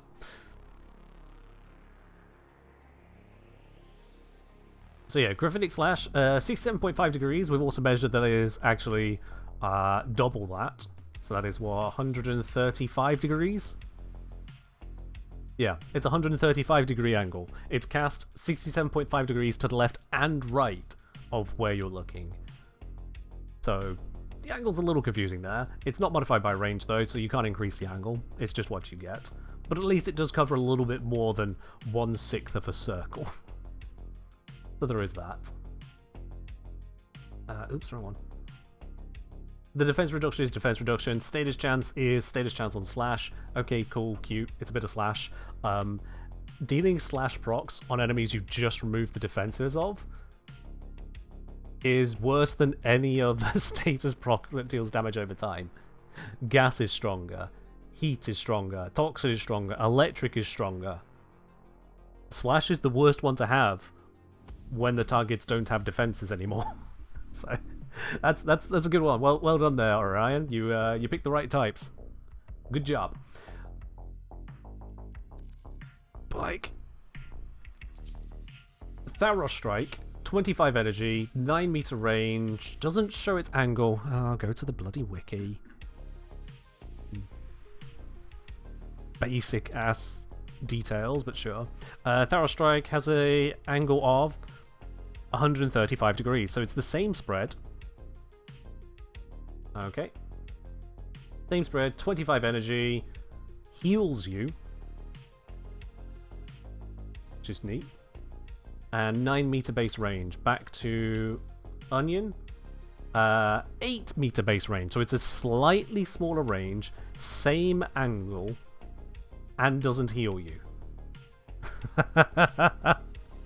It is actually just a worse Thorough Strike. Oh, but it is 10 energy cheaper.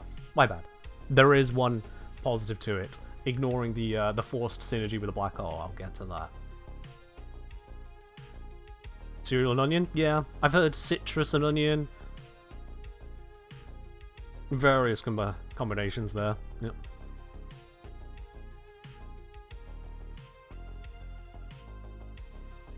Mori say, I have an actual question related to graphics. My friend was saying there's not much difference between high and low graphic settings. Would love to know your opinion on this. That's going to depend on what system you're playing on, if nothing else. There's a lot of graphic settings, there's a lot of interactions. You're going to have to try that for yourself individually, both for performance issues and for actual gameplay impact. One thing I will say is volumetric fog, having that disabled can do a lot, not only for performance, especially in places like 1999, but also for just being able to see the game. Just being able to see the game changes. Let's just take a face tank so I don't have to think for a moment. I forget what time of year it is down there. We'll find out when we get there.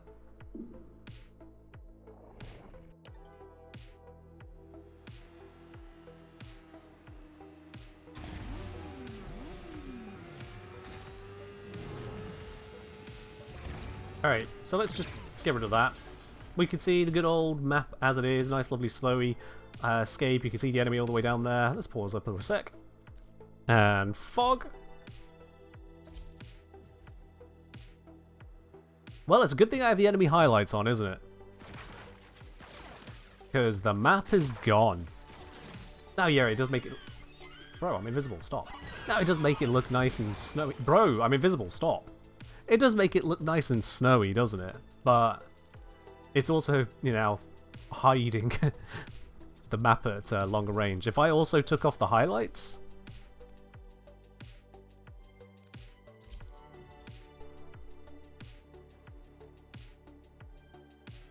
Yeah.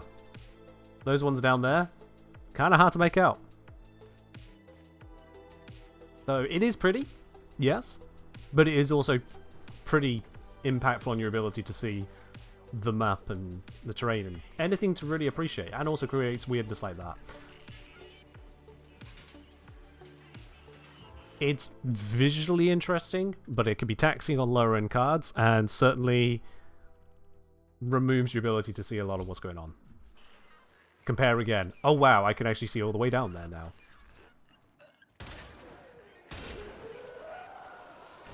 My oh my. So yeah, that's why I have the fog turned off. I can actually see the game I'm wanting to play. I can even see the long distance background, you know, the whole stadium with its infestation up on the hill. Do I have any more highlights turned on? I know.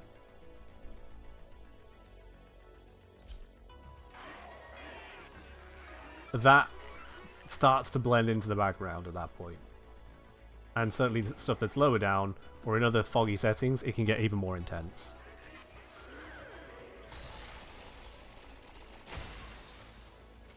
Where is the way into the underground? There's got to be a way into the underground nearby, because this is a tech rock mission. Is it over this way? Oh, here it is. I think. Yeah. How's the fog look down here? Honestly, not too bad in this spot. Not too bad. But it is still giving you those kind of rays, which may be more or less distracting for you personally.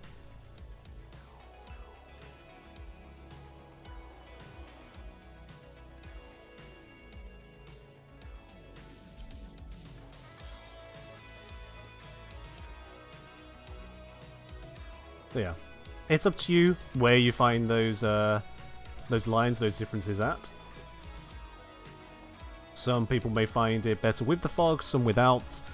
Each individual setting will come down to yourself, honestly. Ah, you can pop the individual balloons. Well, isn't that fun?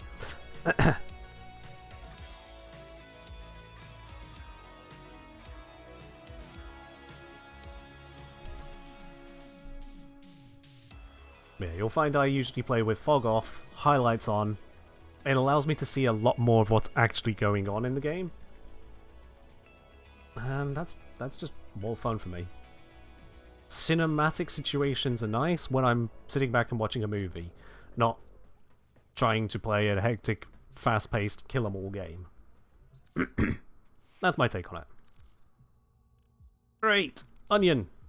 We were talking about you. So we got Gravitic Slash, which is a cheaper Tharos Strike. In exchange, it's got slightly lower range and doesn't heal you. It damages the enemies, but like, again, we've talked about it. Flat damage values do not scale. Do the brothers share former? I do not believe they do. So I got one former here in Sirius, and we can see a D-D Omni Omni. What? One former? Oh, I must have switched one off of Aura. Okay. And then here, one former, and we've got dash Omni Omni dash V. So yeah, no sharing on that there. No sharing. None of them are in the same spot. It is a Sevgoth sit.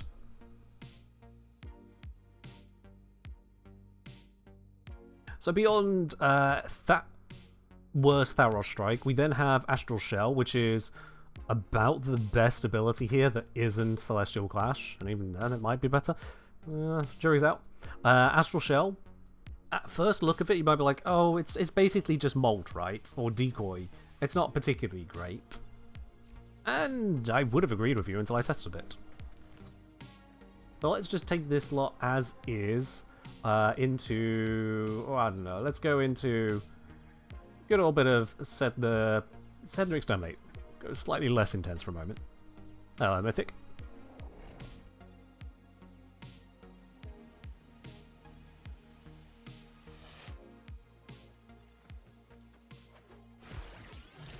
There we go, that is active. Wonderful. So if we pop into this group here and make some noise. Hello! That's now got their attention. You'll notice they're all focused on that rather than on me. And we get two of them. We get one from me and one from my brother. So because they're focused on that, it's almost like invisibility. Almost. It has such a high enemy priority, they're too busy with the decoys to focus on me. But there's another feature to it that you may not see happening. If we stand next to this Bombard here... Hi there, Bombard! Oi, idiot. Idiot! Okay, he's too busy shooting the other decoy. Give it a second. Hi, watch my hit points. Okay, well... That one hit me with an electric proc. That was not what I was trying to demonstrate. I was trying to get the Bombard to shoot me. That's how bad they are at shooting me. Is that I actually couldn't. Right, Bombard, shoot me. Okay, that's different than I expected. Never mind. I think Bombard might be the wrong one because direct rocket. The point I was trying to make is that... I think I need to just get hit by the AoE. The first hit is negated. Yeah. I've just got two very bad enemies for demonstrating this here. So I'm just going to dip. Oh, I was in the menu, but okay, let's still dip.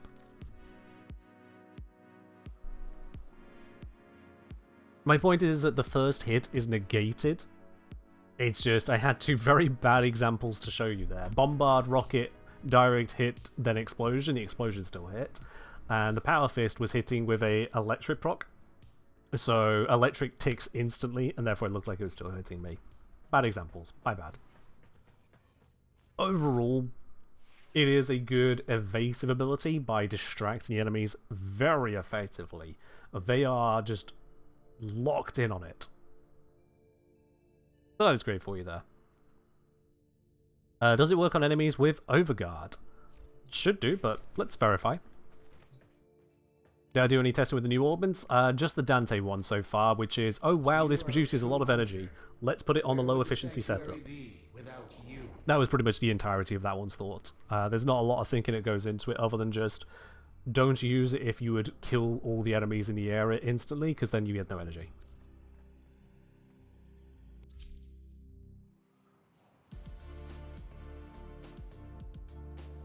Alright, so clear out all of those Xmas units. Let's grab a whole bunch of Xmas troopers. Just 5 of them will do fine.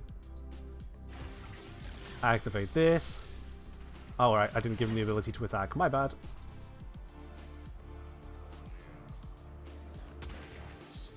Yo, buddies. Yeah, we can see they are focused on the decoys. Although not entirely focused on the decoys. Ow! Oh, that's gonna kill me. No! Brother! Save me! Can I switch to the brother? No. Brother, all you need to do is cast 3. Brother. Brother, just cast 3. Brother! Brother! Please! Please! I should come and revive you? There's literally an ability that would have revived me there. He just refused to cast it. He just does this. And then I can switch into this. So yeah, the Xmas, even with Overguard, do get distracted. It's not a perfect defense, but it is a defense. Naturally, AoE abilities will still screw your day up. 12 ways to Sunday. Oh no, I took a heat proc, whatever shall I do? And also we're getting the damage reduction in here, which is nice as well. Let's just re-up the timer on that. Oh, I've got the shader bug again, that's fun. The iframes will switching too? Yes you do, yeah.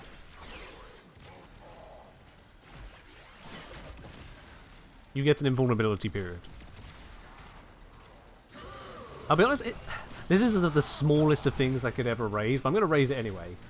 Iframes as a term, I have a personal pet peeve with when it's applied to Warframe. Because my understanding of iframes, and hence the whole point of using the word frames, is invulnerability that lasts during the frames of an animation. Like, we are talking fractions of a second. This is an invulnerability period. It's a specified period of, whilst you're in this ability, you are just invulnerable. I'll see people refer to iframes for something that lasts a couple seconds. Like, that's not exactly frames anymore, is it? We're kind of stretching the definition now.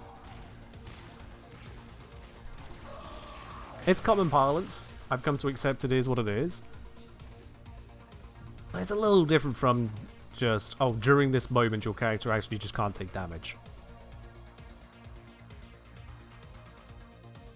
And then you get people like Draken Frosthand, who are just asking for trouble.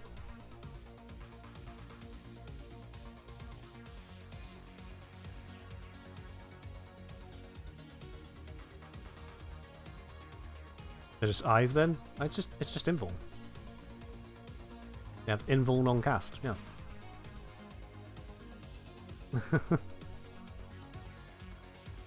Ah yes, Cloudwalker, well known for its iframes, yes. Let me see here. Of course it's at the top, of course it is. Yeah, let's see, I've got a 5.56 duration, and I've got a longer one. Where is it? Spy Rush, there we go. Duration, okay, not much longer. 6.12 seconds, so, you know, just about 372 frames. That? No, I think I'm multiplying correctly there. Somewhere in that ballpark. 366 frames, maybe. Yay. Yeah, that's it's the smallest of pet peeves, but it's a pet peeve.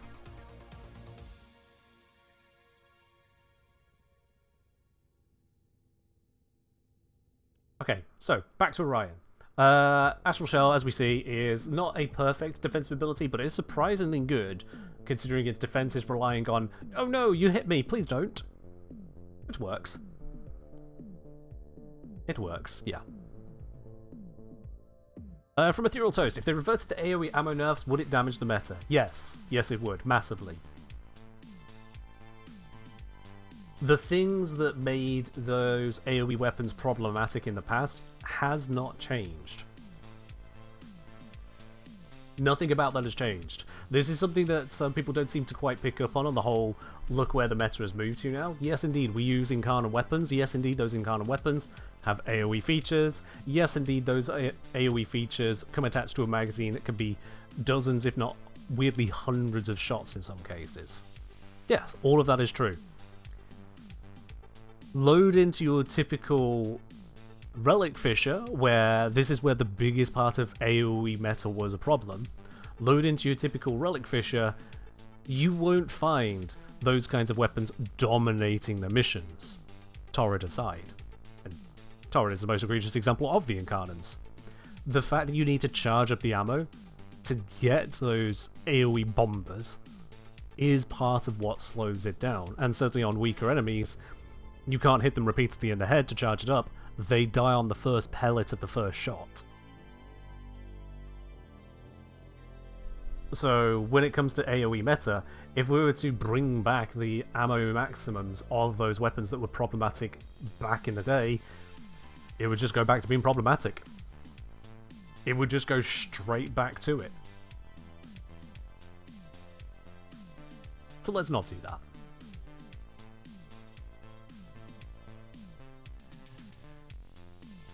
Arcane Sculpture on site, so funny. Fair enough, I'll take your point on that for now. So, we got the Astral Shell, we got Astral Shell just doing its defensive thing there. The damage on it could honestly not exist. I kind of don't know why they even bother putting things like 200 damage on these, but sure. It's there. The radius on it, I don't know if that is the decoy radius or the explosion radius. I think there's going to be decoy radius. I think. And then the clone duration, just more duration means you can actually have clones between cooldowns. It's a punishment for going below 100% duration, really. Which is cool. Or cool enough.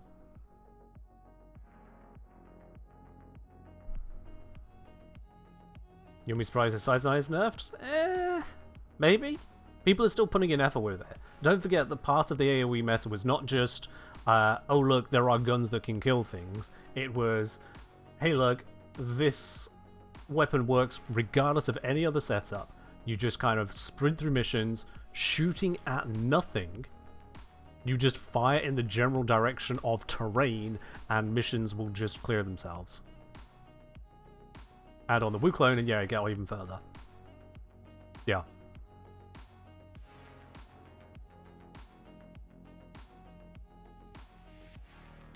Yeah, absolutely.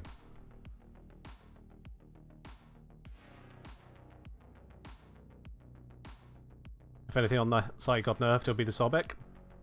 A possibility there. Now, why are we all calling for nerfs still? Are these things detrimental to your gameplay like the AoE meta was back in the day? I'm fairly certain the answer is no. I'm fairly certain the answer is no. I could be wrong on that. Maybe Site 9 is jumping into every single mission you play and making it where the game is no longer fun. Maybe Site 9 is being utilized to such extreme extent that new players are just giving up being part of Relic Fishers and other missions, just wondering, why am I even participating? Maybe it is leading to obscene AFK strategies, and I'm just missing it all. That is very possible. I don't know what I'm missing. I'm missing it. But it doesn't seem to leap out to me the same extent. Alright, that ping, I don't know if you heard chat, might be my warning that we are reaching the end of We've Got Time. Yes, oh my, it's 6 o'clock. Woo! Okay.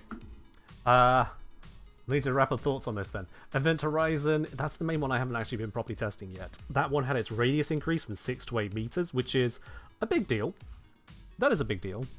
So yeah.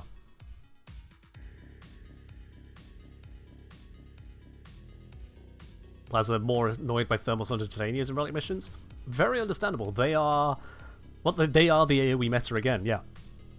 It is a more specific setup. It's not just anyone of their dog can pick up Thermal Sunder and do it to the same level. Titania's ability to go high speed, complete stasis immunity, bounce everywhere, and just cast with reckless abandon. Yeah. Because that's wherein it becomes problematic, is if someone doesn't have to try anything, they just navigate the map, and stuff dies because they pressed a button along the way. That is when it becomes a problem. Because other people, if they're not going at that speed, not only can they not keep up, the mission is just completed ahead of them. There's a whole concept of a solution being just too good. But even then, that is a specific setup, and is not quite the same as the Zoom and Boom AoE meta issues were. It's close. It's not quite on the same level of proliferation, dare I say. But certainly, yes, when you do come across it, it does get troubling. Okay, so let's quickly look at this last bit here on Orion before I do need to go. Let's sim first. Let's sim first. Just You are a true hunter. want to get a handling on a certain aspect of it. Speed of the black hole makes it hard to use. That I do agree on, yes. I am kind of a little annoyed that the visual of a black hole, a motherfucking black hole, deals as little damage as it does, and groups as modestly as it does. That I find disappointing. Because it's a black hole! Why are we being gentle about this?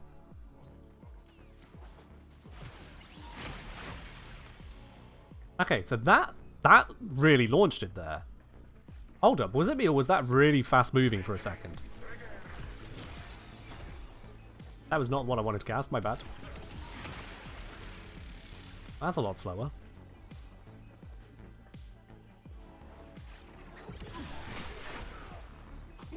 Okay, so it inherits your own velocity. Oh god, we're gonna have to use movement tech for casting.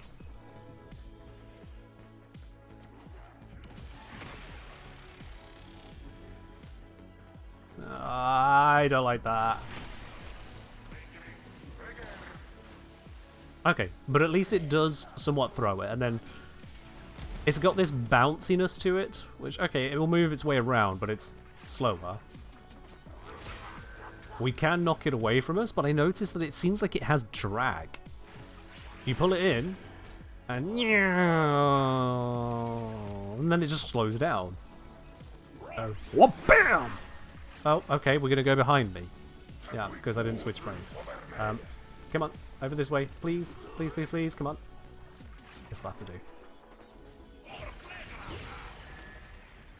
Come on, let's get off the wall, please. Off the wall, please. I can't get it out of there without following it, I guess. Oops, the ability ran out. Thank you for the new one, brother. Yeah, when you whack it, it moves away quickly for like a second, and then it just slows down to this crawl. Just...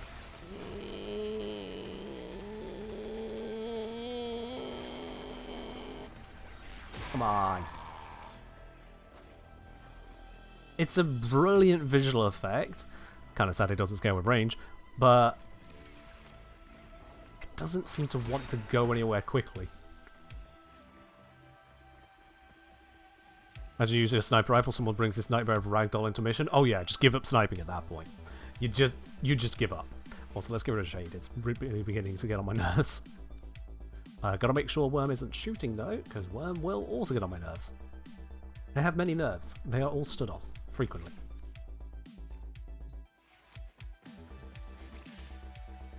I don't think the black hole needs a radius increase any further. Going from 6 to 8 is a big deal.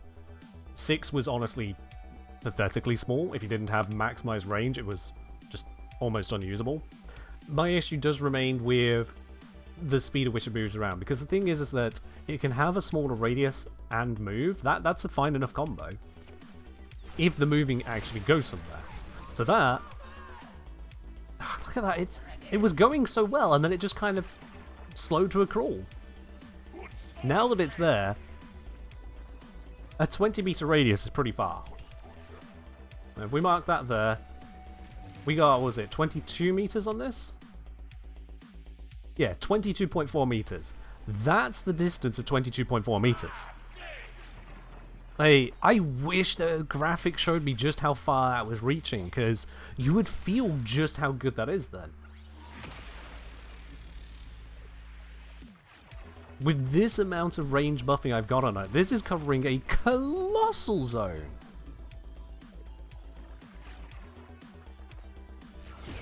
And we can very awkwardly control it. I cannot overstate just how awkward that control is, but we can control it.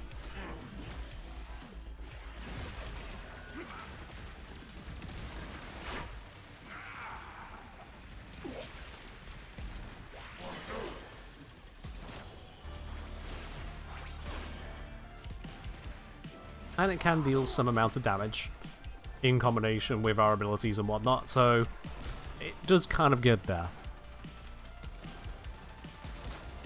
Honestly, oh, okay. That's a fair trade. Oh no, I'm so close to the zone. Can I crawl into it? Yeah, come on, come on. Yes!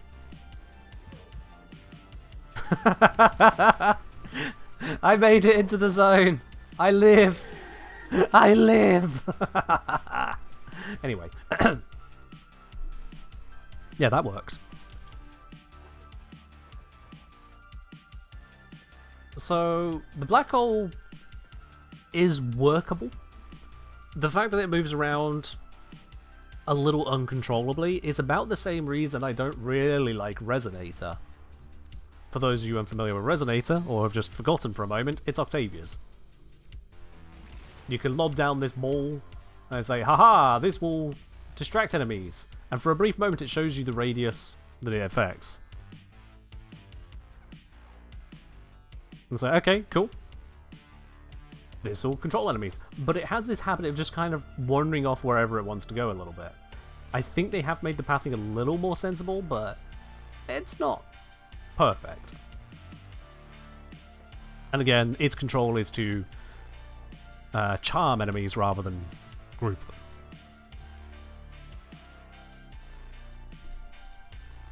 Yeah, Bark, yeah. So, Resonator's not my favourite of the abilities. When you combine Resonator and Mallet together, oh cool, yeah, it could damage the enemies, but also it's now I'm going to get caught in a crossfire. That's fun. So I've not been too much of a fan of that, so having then Event Horizon, which just kind of makes its own way around, it doesn't stop, it doesn't go where you want it to. It'll go in a general direction, then you have to control it from there. Can I send it further? Nope, it's too far away for me to affect it now. What about returning it? Can I reach it? Yeah! Bonk. But it is a little awkward in that interaction. The time taken to cast impacts the ability to utilize it, the speed is inconsistent, and again, we can't actually see how far the effect is.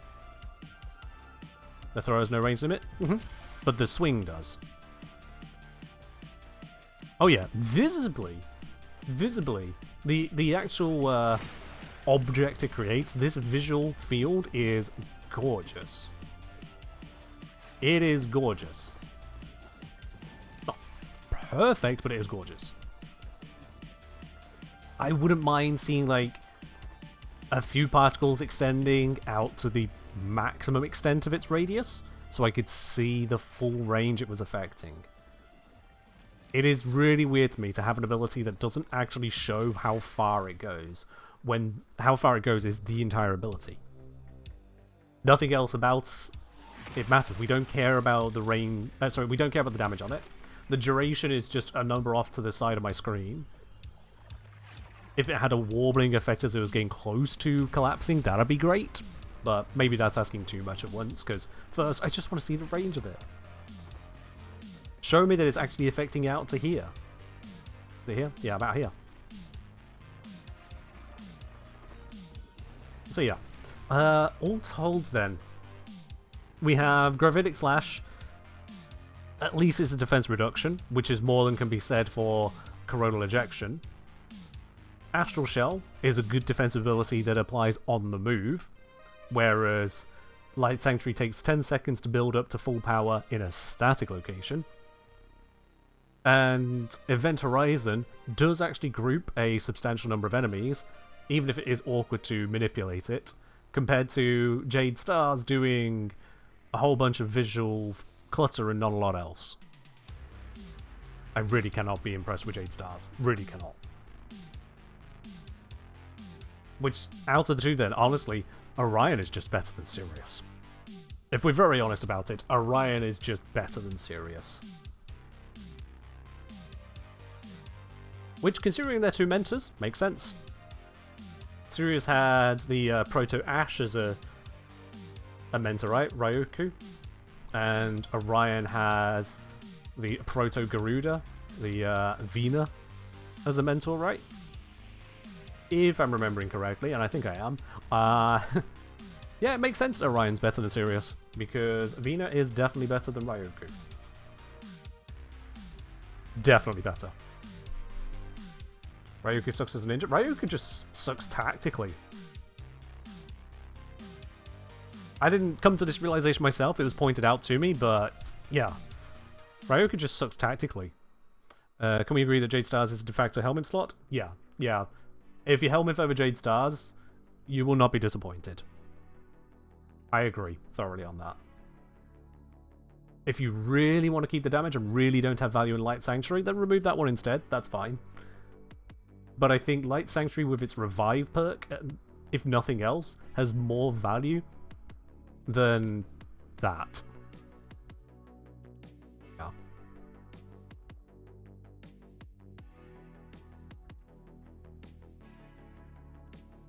The Light Sanctuary to me is kind of like Vazarin's Tower on Strike. Most of the time you don't need it, but if it comes up, hey, at least you have it. Whereas Jade Stars is... Jade Stars is body for damage on your bullet jumps. I can't be honest. Yeah.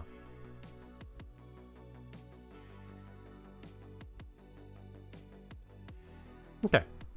3 auto save, if they made Sirius 3 move with him, then it'll be good. I see what you're going for there. I see what you're going for. I would rather the ability to just kind of tell it where to be. So at the moment, if you... Let me just switch frame just for starting. At the moment, if you cast the black hole looking somewhere, it goes in that direction. Cool. It loses some speed as it goes, which is a little not cool, I'll be honest, but it goes in the direction you're looking. And then if I cast again over here, it just creates a whole new one. What I would be in favour of... Sirius is 3? Oh, Sirius is 3. Sorry, yeah, Sirius is 3. My bad, yeah. My bad. Well, still what I'd be in favour of is if you recast it, moves the existing one over, is what I was going to go with. Refresh it, move it to the new location you're looking at. Yeah, Sirius is 3. If that moved with you, like an aura, that would be nice. That would be nice. Nicer still, however, I would be okay with it being static if it didn't take time to get to its maximum values. It takes 10 seconds to get to max range, 10 seconds to get to max healing, 10 seconds to get to max damage reduction. And when you recast it in a new area, it resets that 10 seconds spool up again. Can someone explain to me why it needs that? Like Folly Statue? Actually, not too far removed from Folly Statue, which also has a spool up, but at least you earn it and then keep it, so long as you don't let it decast. Light Sanctuary, you just don't get the benefits properly for the first 10 seconds of every single cast. The Great Caped Goomba, thank you very much for dropping your Prime here up onto 1.5 years of support. Much appreciated, and I hope you're doing well today. Absolutely. Sirius 3 is also mother of visual pollution. It's funny you should say that. You must not have been here earlier on. Sirius 3, yep, it does do a lot there, absolutely. Let me just change one setting real quick.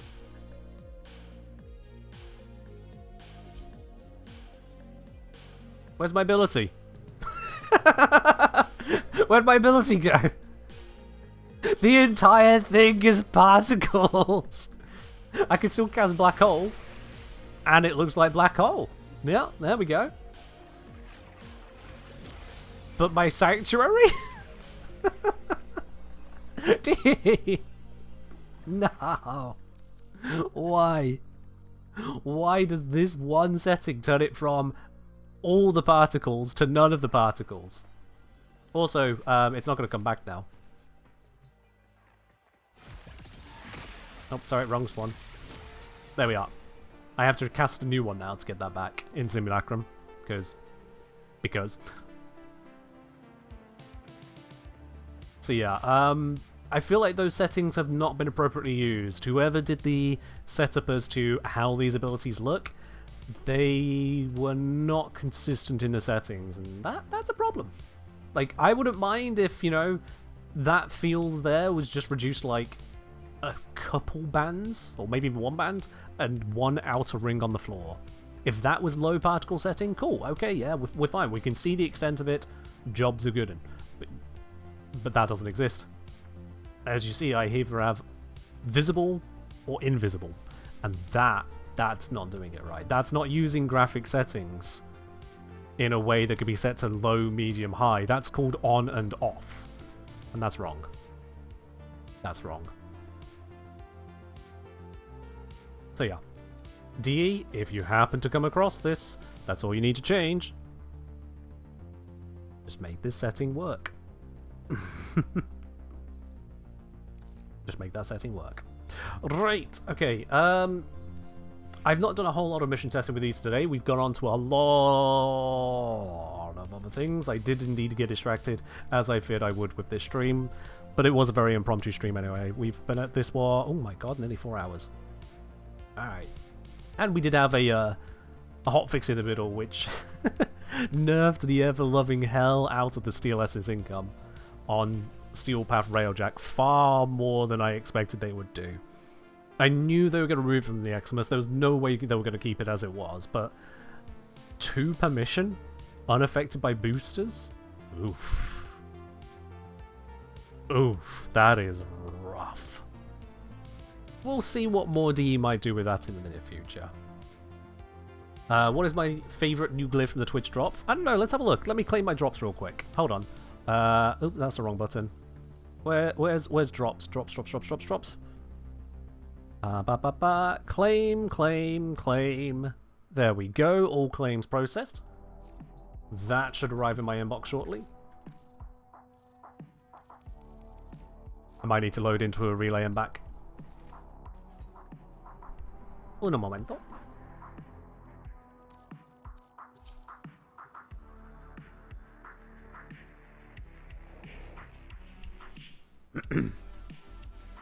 They should add acolytes to Corpus missions? No.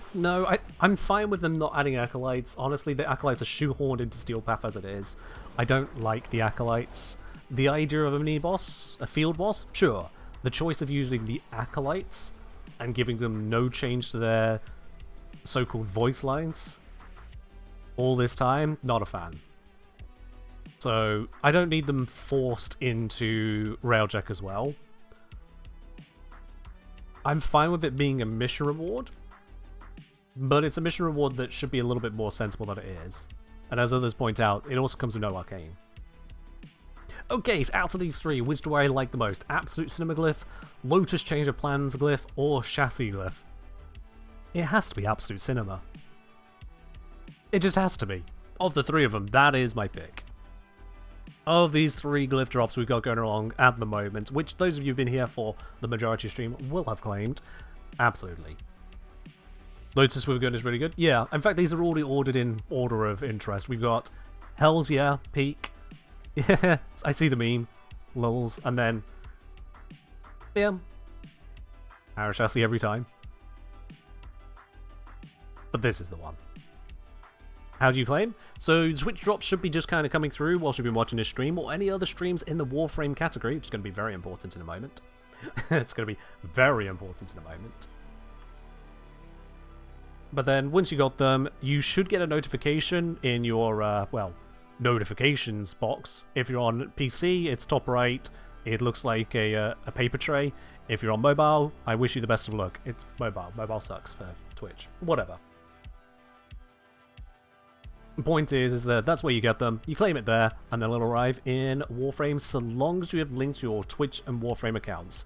If you've not linked them, or if you're not receiving the drop, go through the process of linking them again. And then it should work. Simple as that, really. Naturally, drops can break on Twitch if you're not actively watching the stream. Like if you mute it and minimize it, drops tend to just stop working. Or if you open up another stream, things can just break, because Twitch only wants to count you watching one stream at a time. So if the drops break, you just gotta refresh and get back to it. Pretty much. If you want to have it on in the background whilst not listening to a stream, set the volume down to like 1%. So you basically can't hear it, but it is still technically playing the audio. That's the best answer I can give you on that. Although, just watch the streams. We're all cool people here. But on that note, it has gotten now to quite later, and I've got things, unfortunately, I do need to attend to. There's a reason I don't usually stream on Tuesdays, let alone in the middle of the day, is a lot needs to happen. So it is time to change the plans here. Let's see about raiding out today, because indeed we have got Dropalicious happening all around us. What do you say we go say hello to Xenosfire? Let me just have a quick peek at them. Oh yeah, they've been live for only 23 minutes. They have no idea I'm even usually streaming. Well, streaming at all right now. So yes, let's go say hi to Xenos. And you know what? Chat, we have a raid message today. I'm going to be wicked. So, if you don't want to be wicked, do not partake in this. I have a raid message for you today.